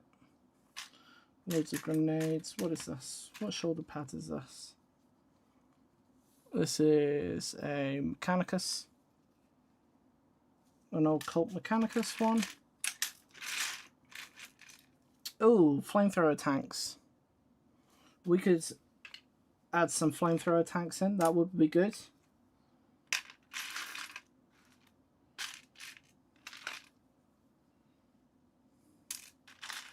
Look at that. I've got another flamethrower tank. So we could definitely add that as part of his propulsion stuff. I think that works for this box.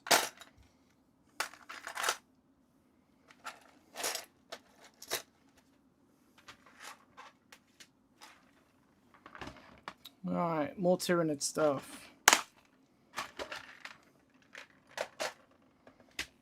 We've got here some giant Tyranid things. I don't think much of this is going to be useful, although I'm wondering about these big sacks. They may be good for filling in a gap somewhere. I've got 2 of them, so I'm going to keep one to hand just in case. And I think, yeah, look at that. We've got like the Ica sacks from the Tyranids too. So we can have those to hand as well.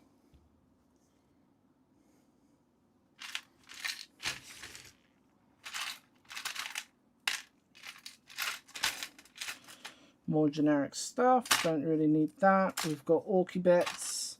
Don't really need them right now. We've got some grots and stuff. Oh, look, some more Ica sacks. That's great. Got a nice big hook.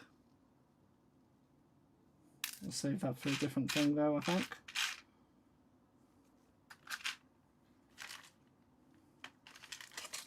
Some beads that I got from my mum. Cheers very much, boss. Appreciate that. But this is going to be more for my Emperor's Children stuff rather than what we're working on here today. So we'll leave them alone. And then we have... what else have we got here? This is more Tyranidy stuff. I don't want to go too far into using Tyranid bits, because otherwise the guy is just going to look like he's been infected by a gene stealer cult or something. So we don't want that.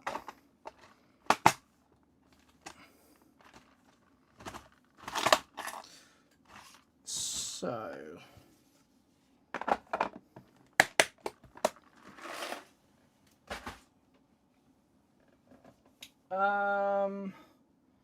what else can we use? Thinking, loading ideas.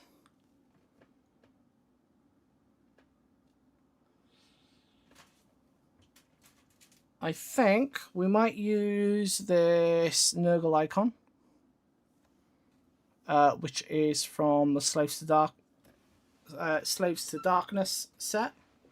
That's another series that I need to continue, the 1 hour a session one. But I think this Nurgle icon is going to be great for us. I think it's pretty simple. We could probably have it chained onto him instead of being on a banner. I think that would be a pretty sweet idea. So let's cut that free. It's also really simple. You know, it's not this grand, crazy icon. It's just very straightforward. And I think we could probably have that chained on somewhere, even onto the chest, like a big, just insulting brand. Yeah, it's becoming less funny the more that we do it. So we need to make sure that we get the humor involved.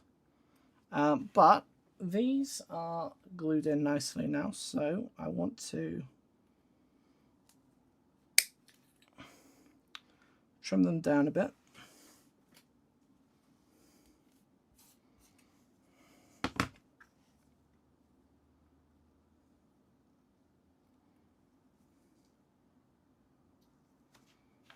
And I'm going to drill in holes on our Space Marine.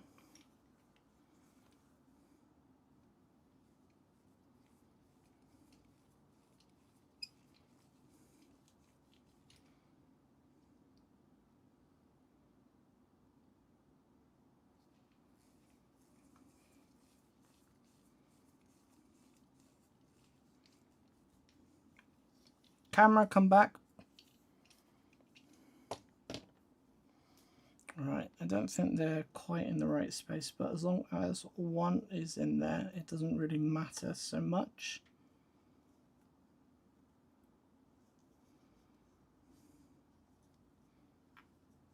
Yeah, so I think we're going to go with the secondary one.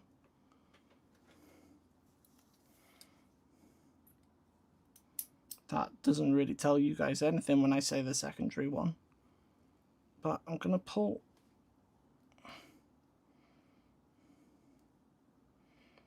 this out. And this is another thing about kit bashing. Rule number 3, right?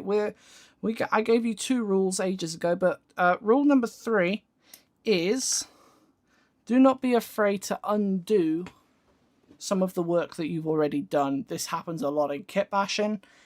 You put something together, you think this is a really good idea, and then later on you find out this wasn't such a great plan.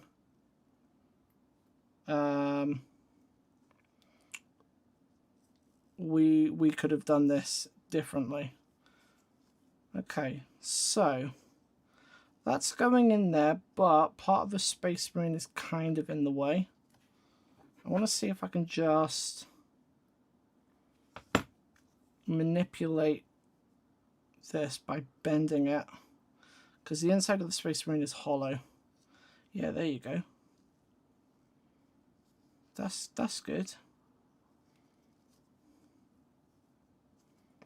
That's really good. I like that. So let's grab our super glue. We're going to get that in there. I want to just saturate that first and then go in here. And I'm going to get this in there.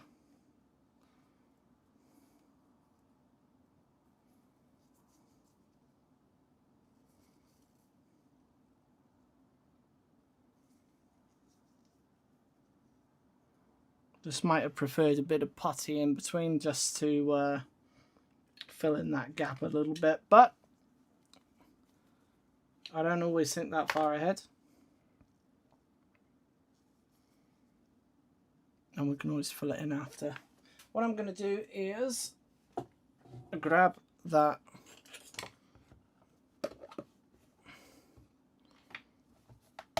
bicarbonate soda or baking powder, one or the other, it doesn't really matter, and I'm just going to sprinkle that over the gap. I'm trying to get that in where the super glue was. Okay, I'm not worried about the texture. In fact, I want texture. This is going to give us some variation in the textures as we go along, and it's just going to make everything look more interesting anyway. Plus it's Nurgle, so we are combining flesh and metal. There's going to be corrosion, corruption. It's generally just going to be a rough time. I'm going to get one of my disposable brushes, just get rid of that excess.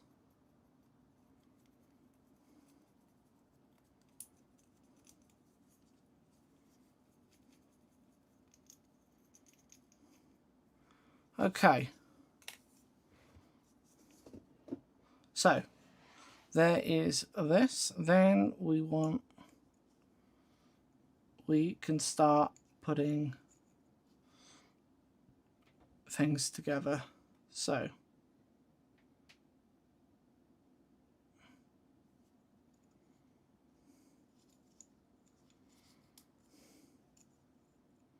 that kind of almost works right now. Then we have where the wings are supposed to go.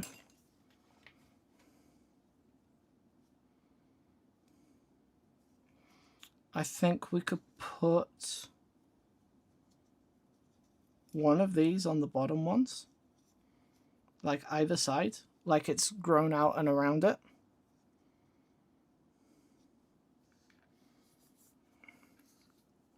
But then it's supposed to be on the top, and then the things are below it. So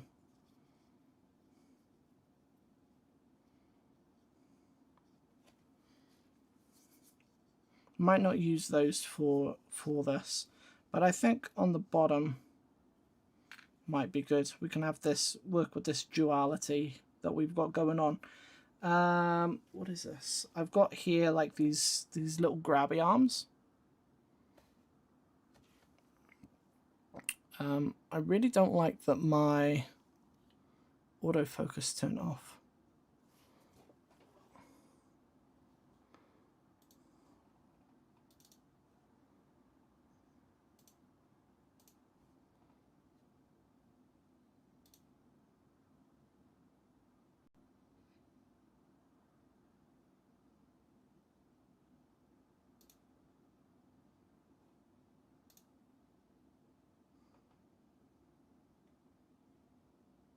Okay, there we go.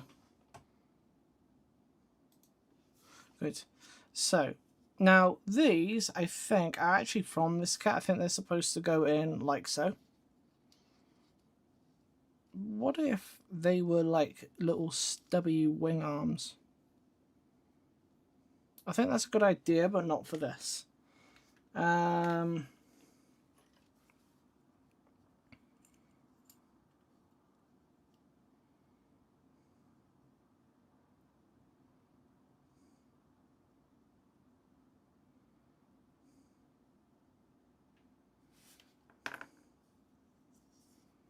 Man, I glued this guy together, eager to use him as he is, but I think we're gonna have to sacrifice him. Which one is it that I wanted for my sisters? Yeah, I think I wanted the actual baby-faced guy, so sorry, my man, you are getting deassembled.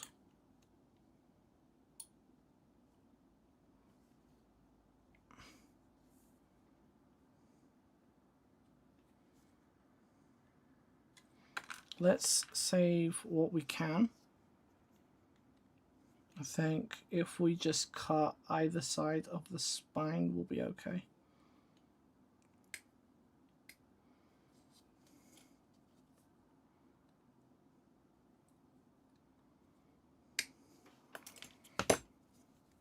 Okay.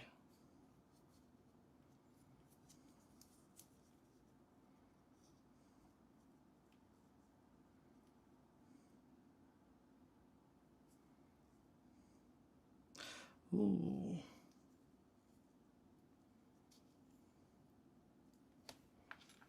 Ooh. I've just had a very dark idea. He's got 6 slots on his back for vents.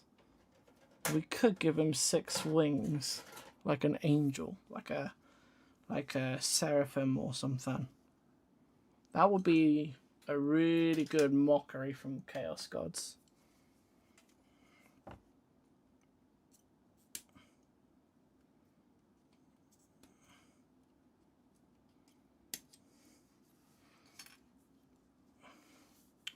Let's grab these wings.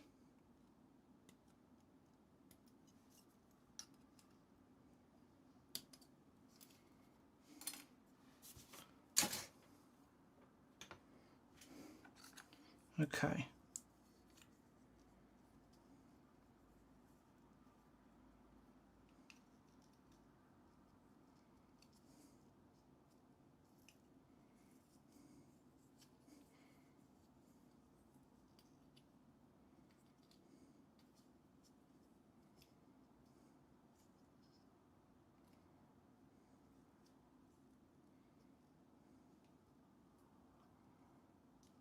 could go in there.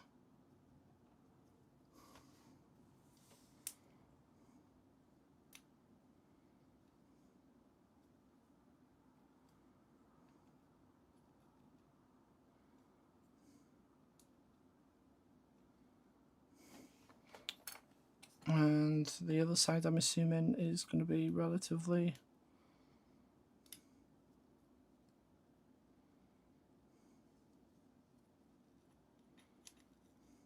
Yeah, it shouldn't require too much modification.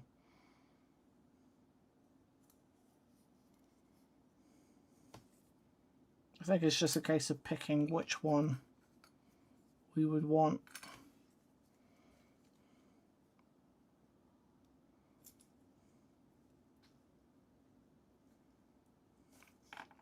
So I think we're going to glue these little wings into the bottom.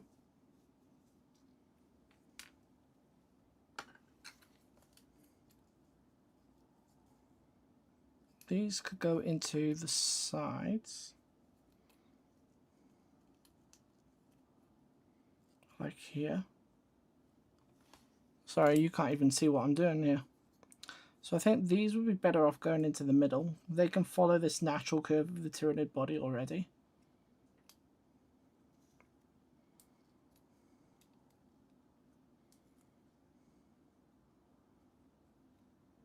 I think that's going to be great. So we're going to do that. I'm going to go in with my hobby knife now, and we're going to cut a little bit off of here. And the reason that we're doing this is because this isn't naturally where it would be attached. I just want to widen out the connection point just so there's a bit more surface area. Then we just make sure that fits relatively well again, which it does. And I think, just deciding if I want to sprue glue it or if I want to baking powder it, I think the sprue glue may be the better option. I could be wrong, but that's okay. We'll add that on there. Let's grab this. And we're just going to hold it there.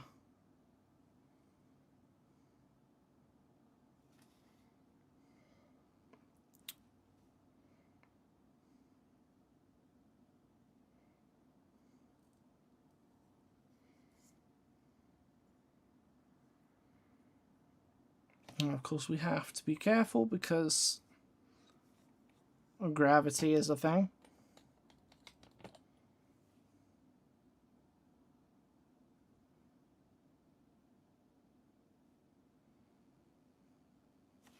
So what I'm doing is I'm using the Tamiya extra thin just to thin out any sprue glue that seeps out in a lump, and it's just going to help make that smoother connection. Of course, I have to be careful not to mess up the wing too much. And like a moron, I forgot to clean up the wing, and it's just fallen off. Yeah, okay, yeah, I thought that would happen. Okay, well, let's do clean up. In fact, do you know what? Let's get rid of all of this glue. I shouldn't have done it. I got too excited. I got too eager. So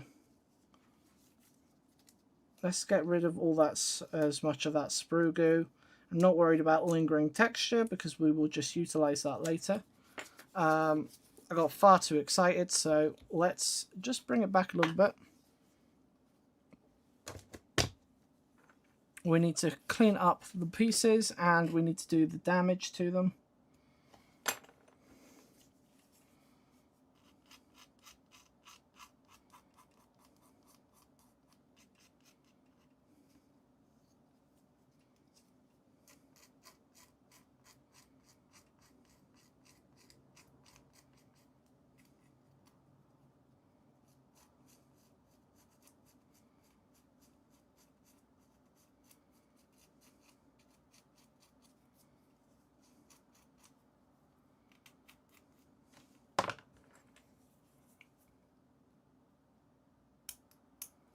There we go.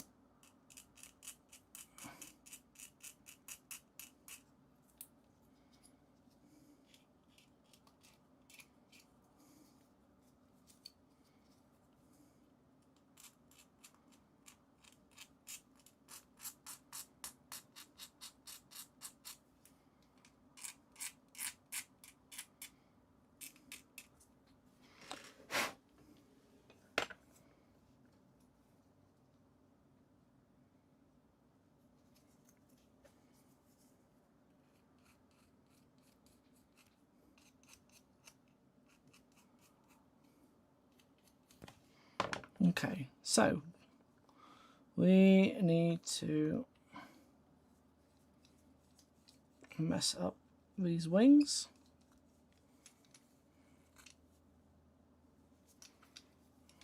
We're just going to put a bunch of holes in them to start off with.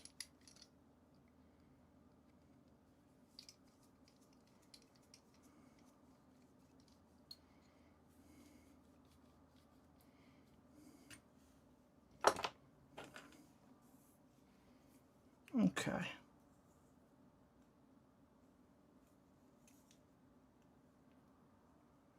And now we're just carving it.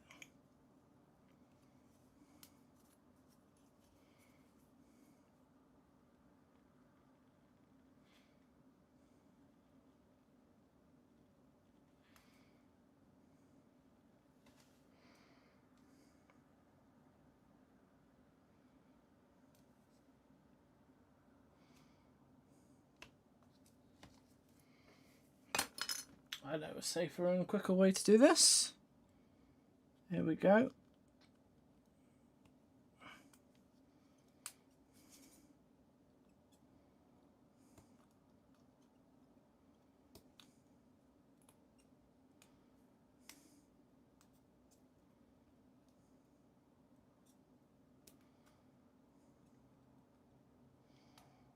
So what I'm thinking as I do this is that we're going to reinforce this by doing something that I picked up from the Grimdark Compendium.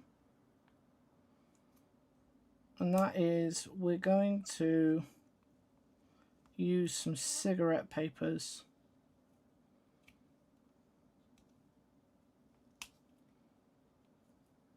to add texture over the top, and this will allow us to make more natural tears as well.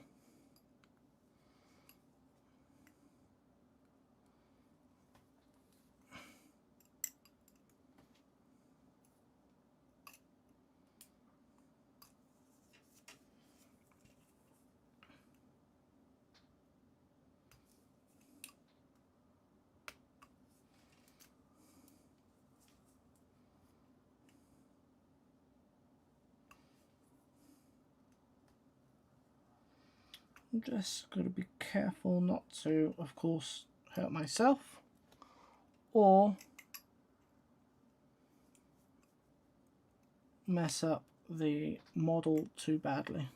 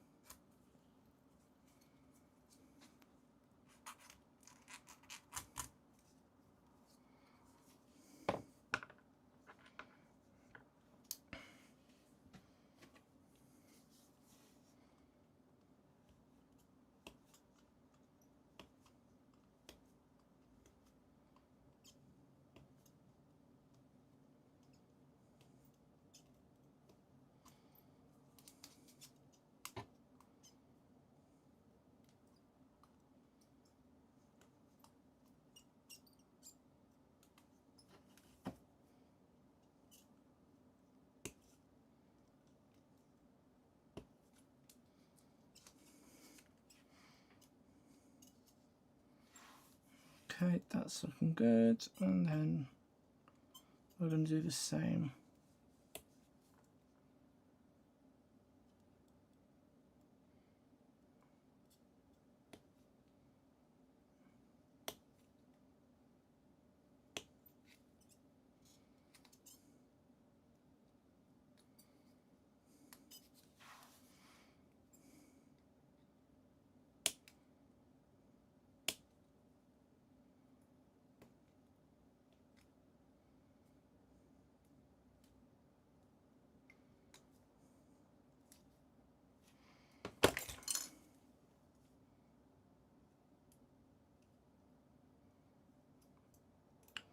Just getting there with the knife, just for a bit of precision.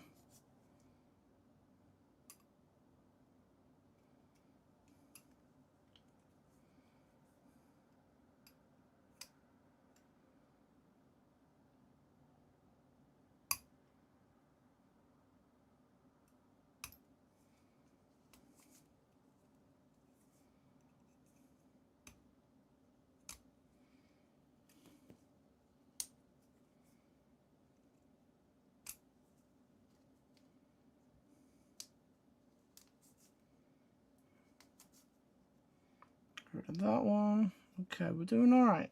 We're doing okay. I want some more holes. Do a little knife drilling.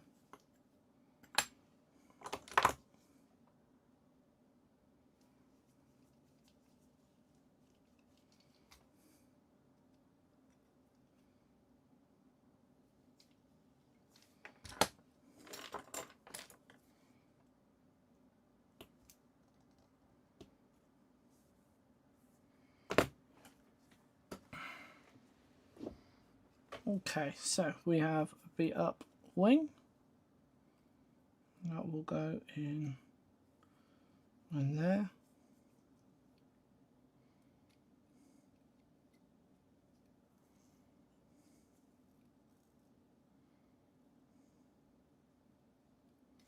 Okay, so that's one wing. Oh boy.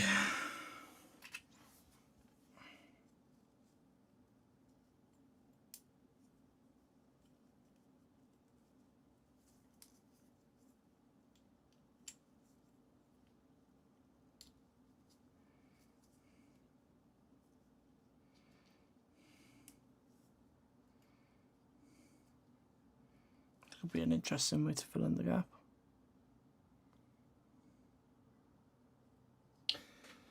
Okie dokie, I am back. So what I have here is just a ramekin with a bit of water. And we are going to add in a bit of PVA glue and mix that in.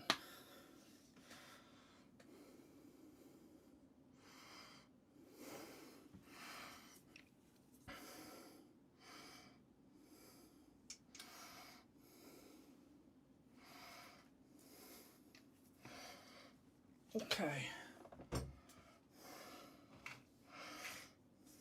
Let's put this aside. Let's put this aside. Next up, I need some cigarette papers.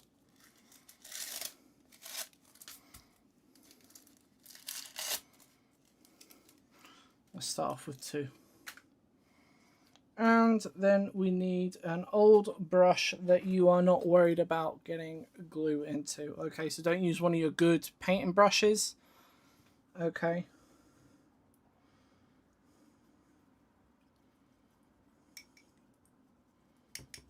And I'm just mixing this in nicely.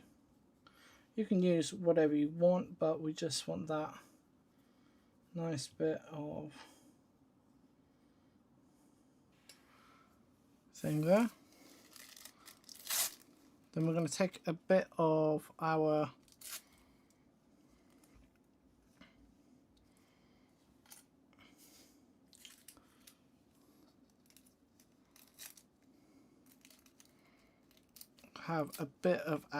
paper, and we're just going to start adding it in I have an idea for the helmet. It could have a bulbous beak-like protrusion, adding a bit of ridiculous edge to the flight aspect if you're still trying to go for a somewhat humorous tone.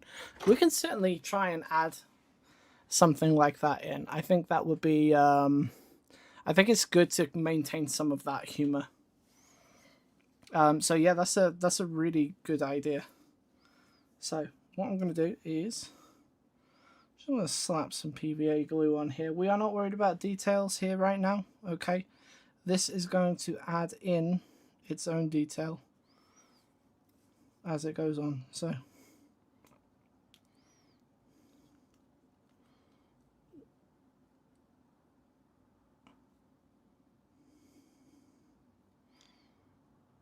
hopefully you will be able to see these crinkles forming.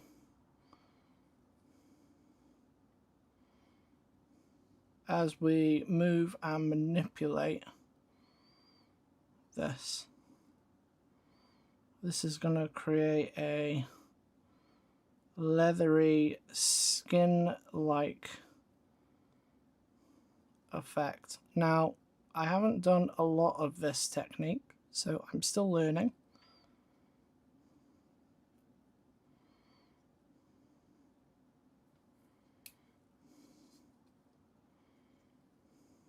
Yeah. But just experimenting with your materials and stuff like this is going to really, really help. Now, I like this, but I don't like this. So, I'm just going to sort of attack it with my knife until it comes off, basically.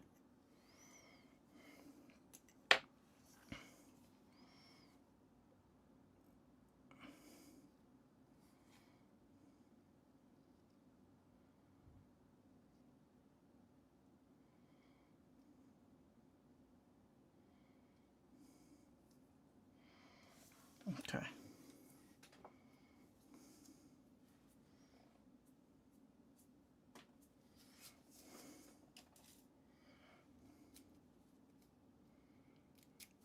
So I need to work in smaller pieces.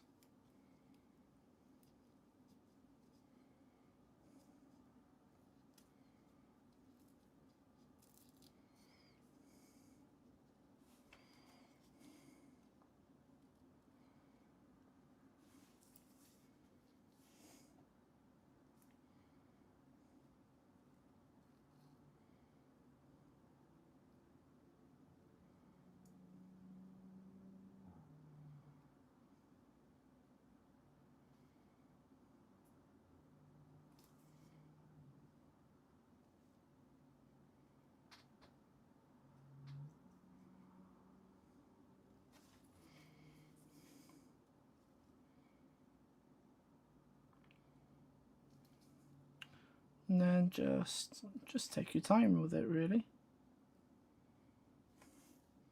This is also going to make sure that those harsh edges are sort of softened just a little bit.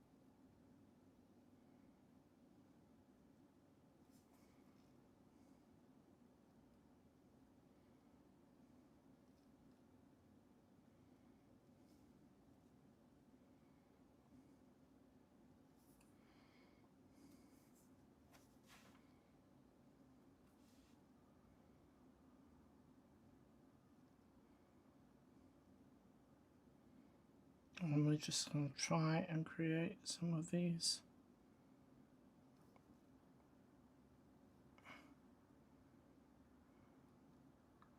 These sort of textures along the way.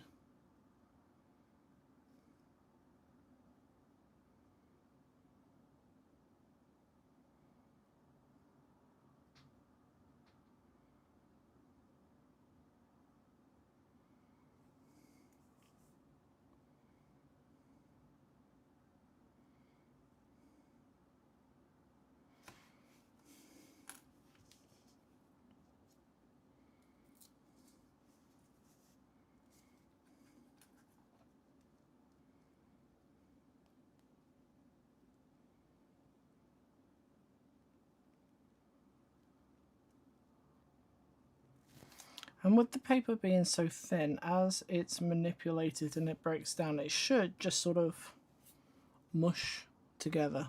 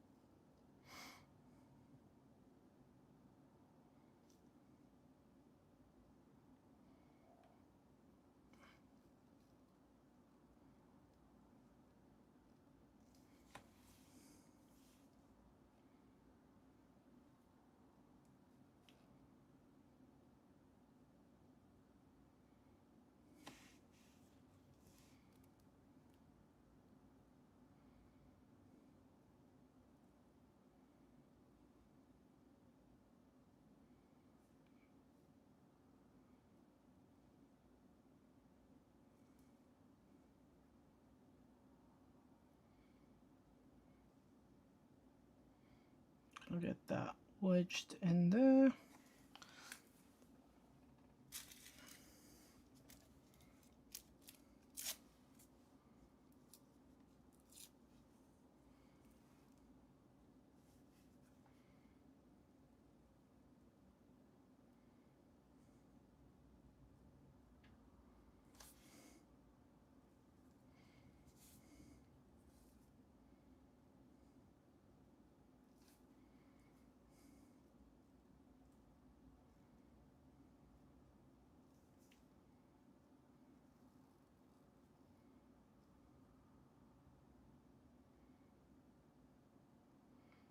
Okay, and we're just making sure, whoops, throwing it away.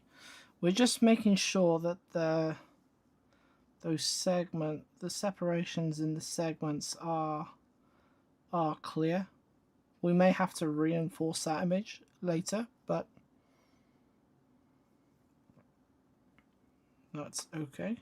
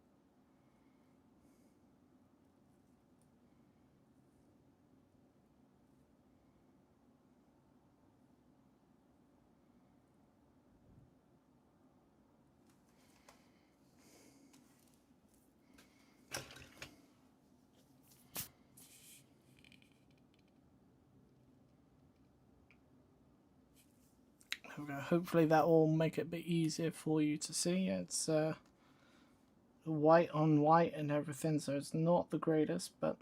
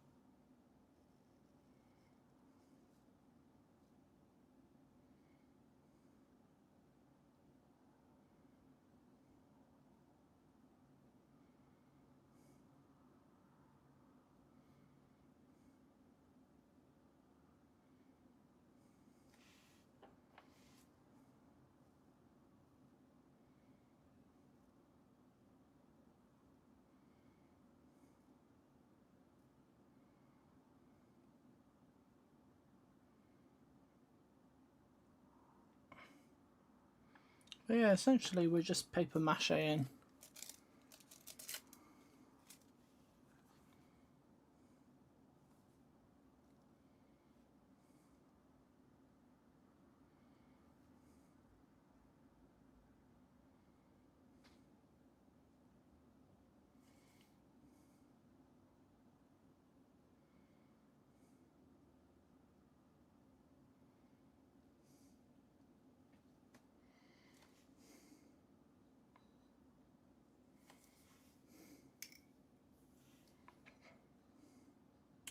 Alright, boss. Thanks for coming and hanging out. Take it easy. I'll be seeing you soon. Love you lots, boss.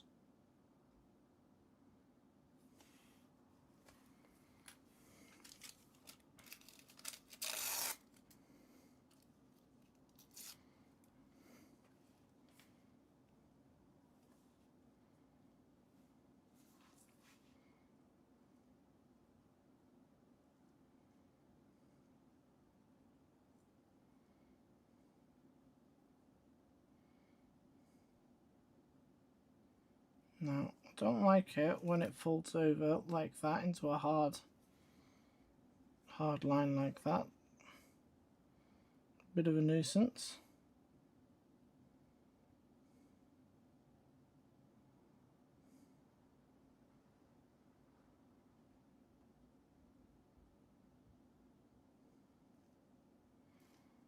We could use it though to be our reinforcement of those segment divisions.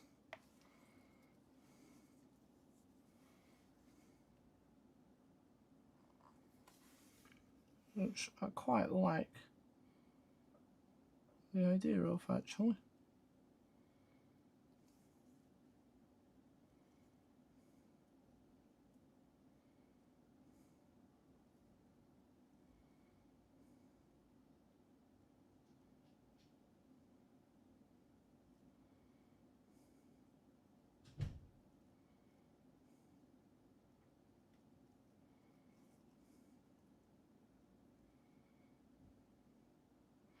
Well, I'm just attacking this a little bit. I want to distress it. I want it to fall apart a little bit. And I want to correct some of those mistakes as well. That would be nice.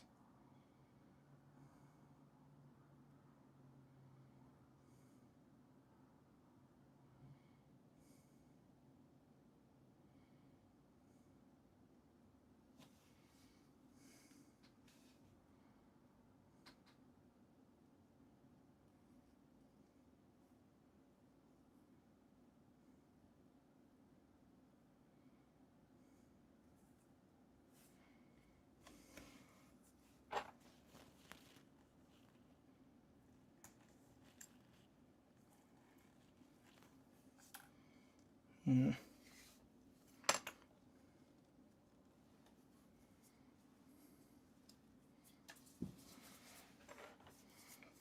Okay.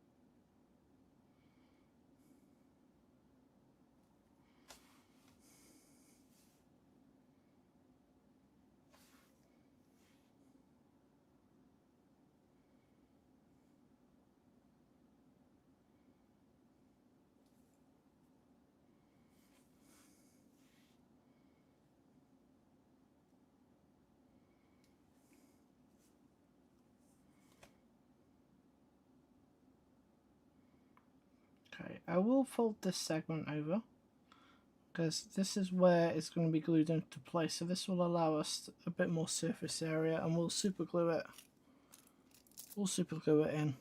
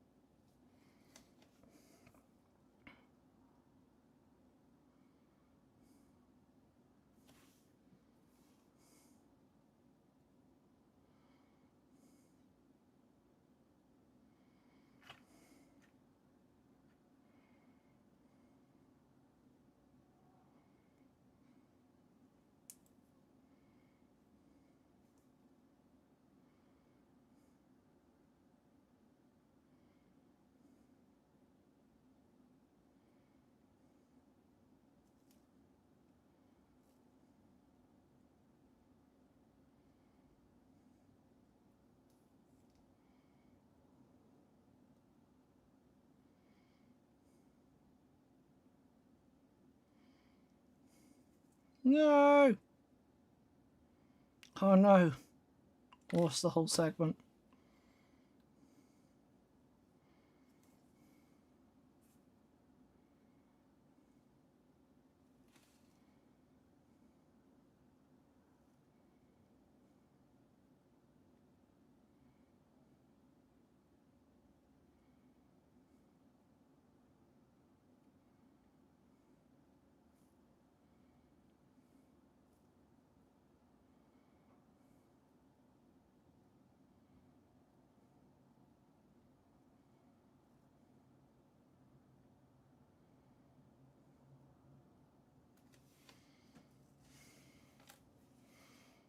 Okay, let's see if I can blow dry this a little drier. Let's just mute you guys real fast so you don't have to listen to this.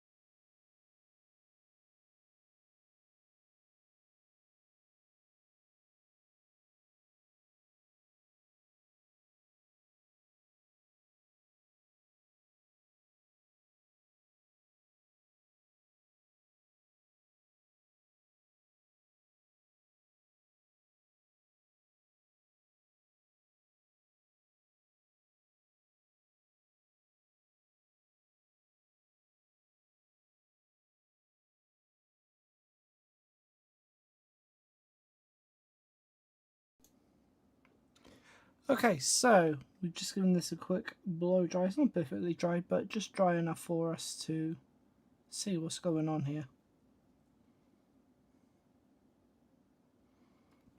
You can see how this is building up, and it's softening some of those edges.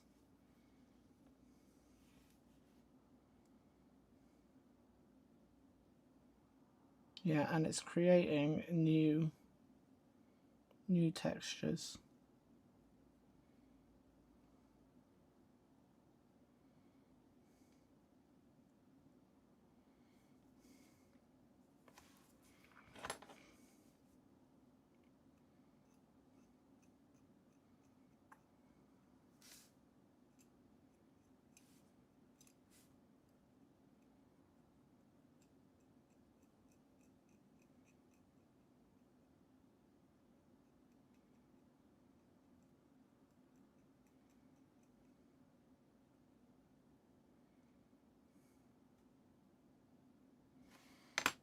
So by doing that with the knife, we're just tearing it up, distressing it a bit, and then we're going to go back over to the glue, and it's going to give us that gnarly looking skin effect. Hopefully if I give you a bit of shadow with my hand,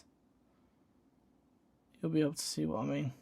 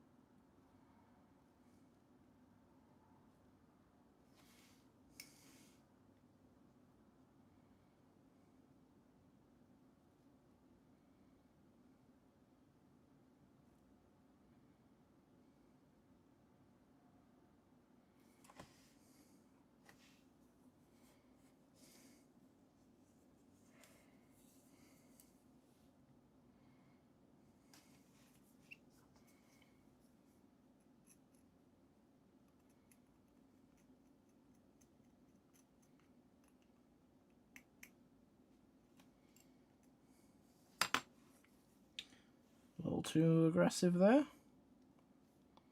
Let's get that back on. Although it has opened up a hole for that hole. So we can make the most of that.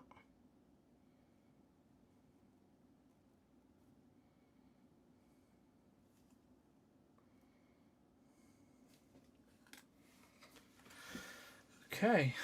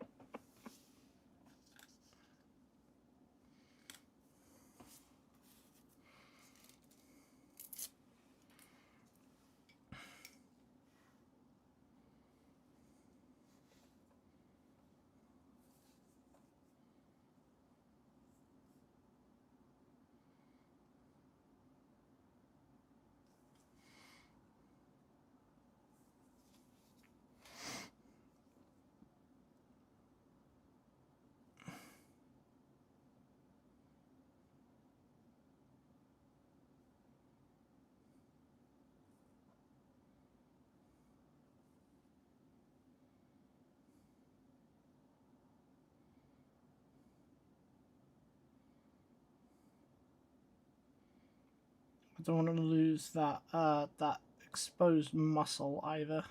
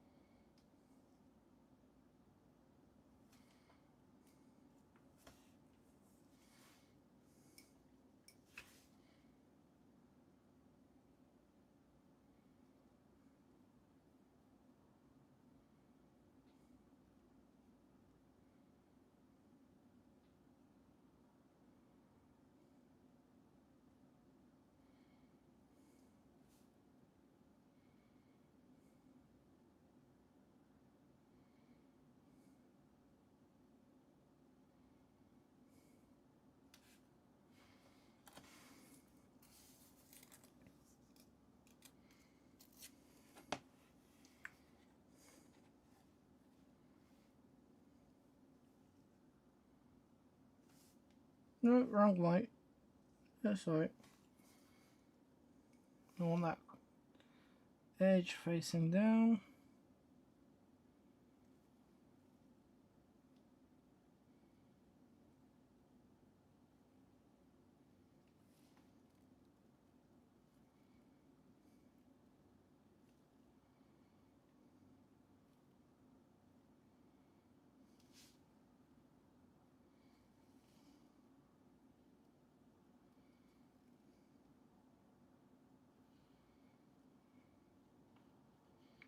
Pull those edges up.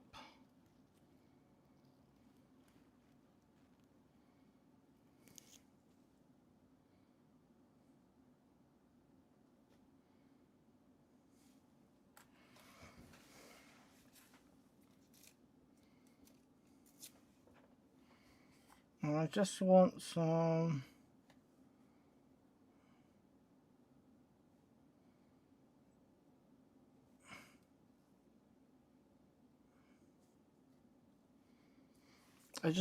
want some pieces angled downwards on this end piece.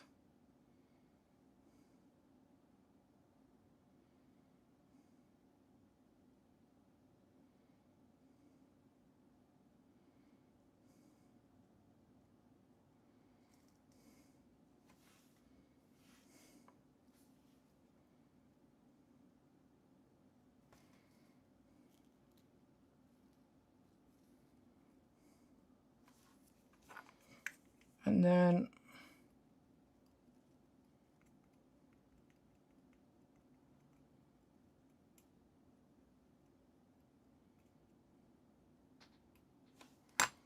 we're going back in with that scalpel knife, distressing it.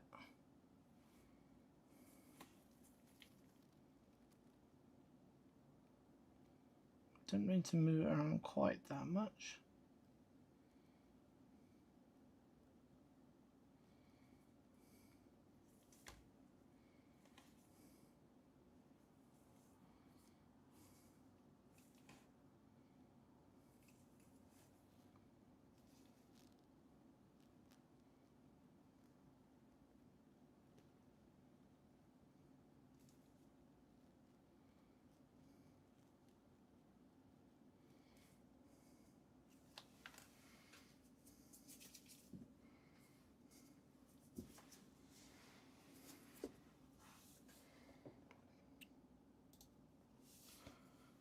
Okay.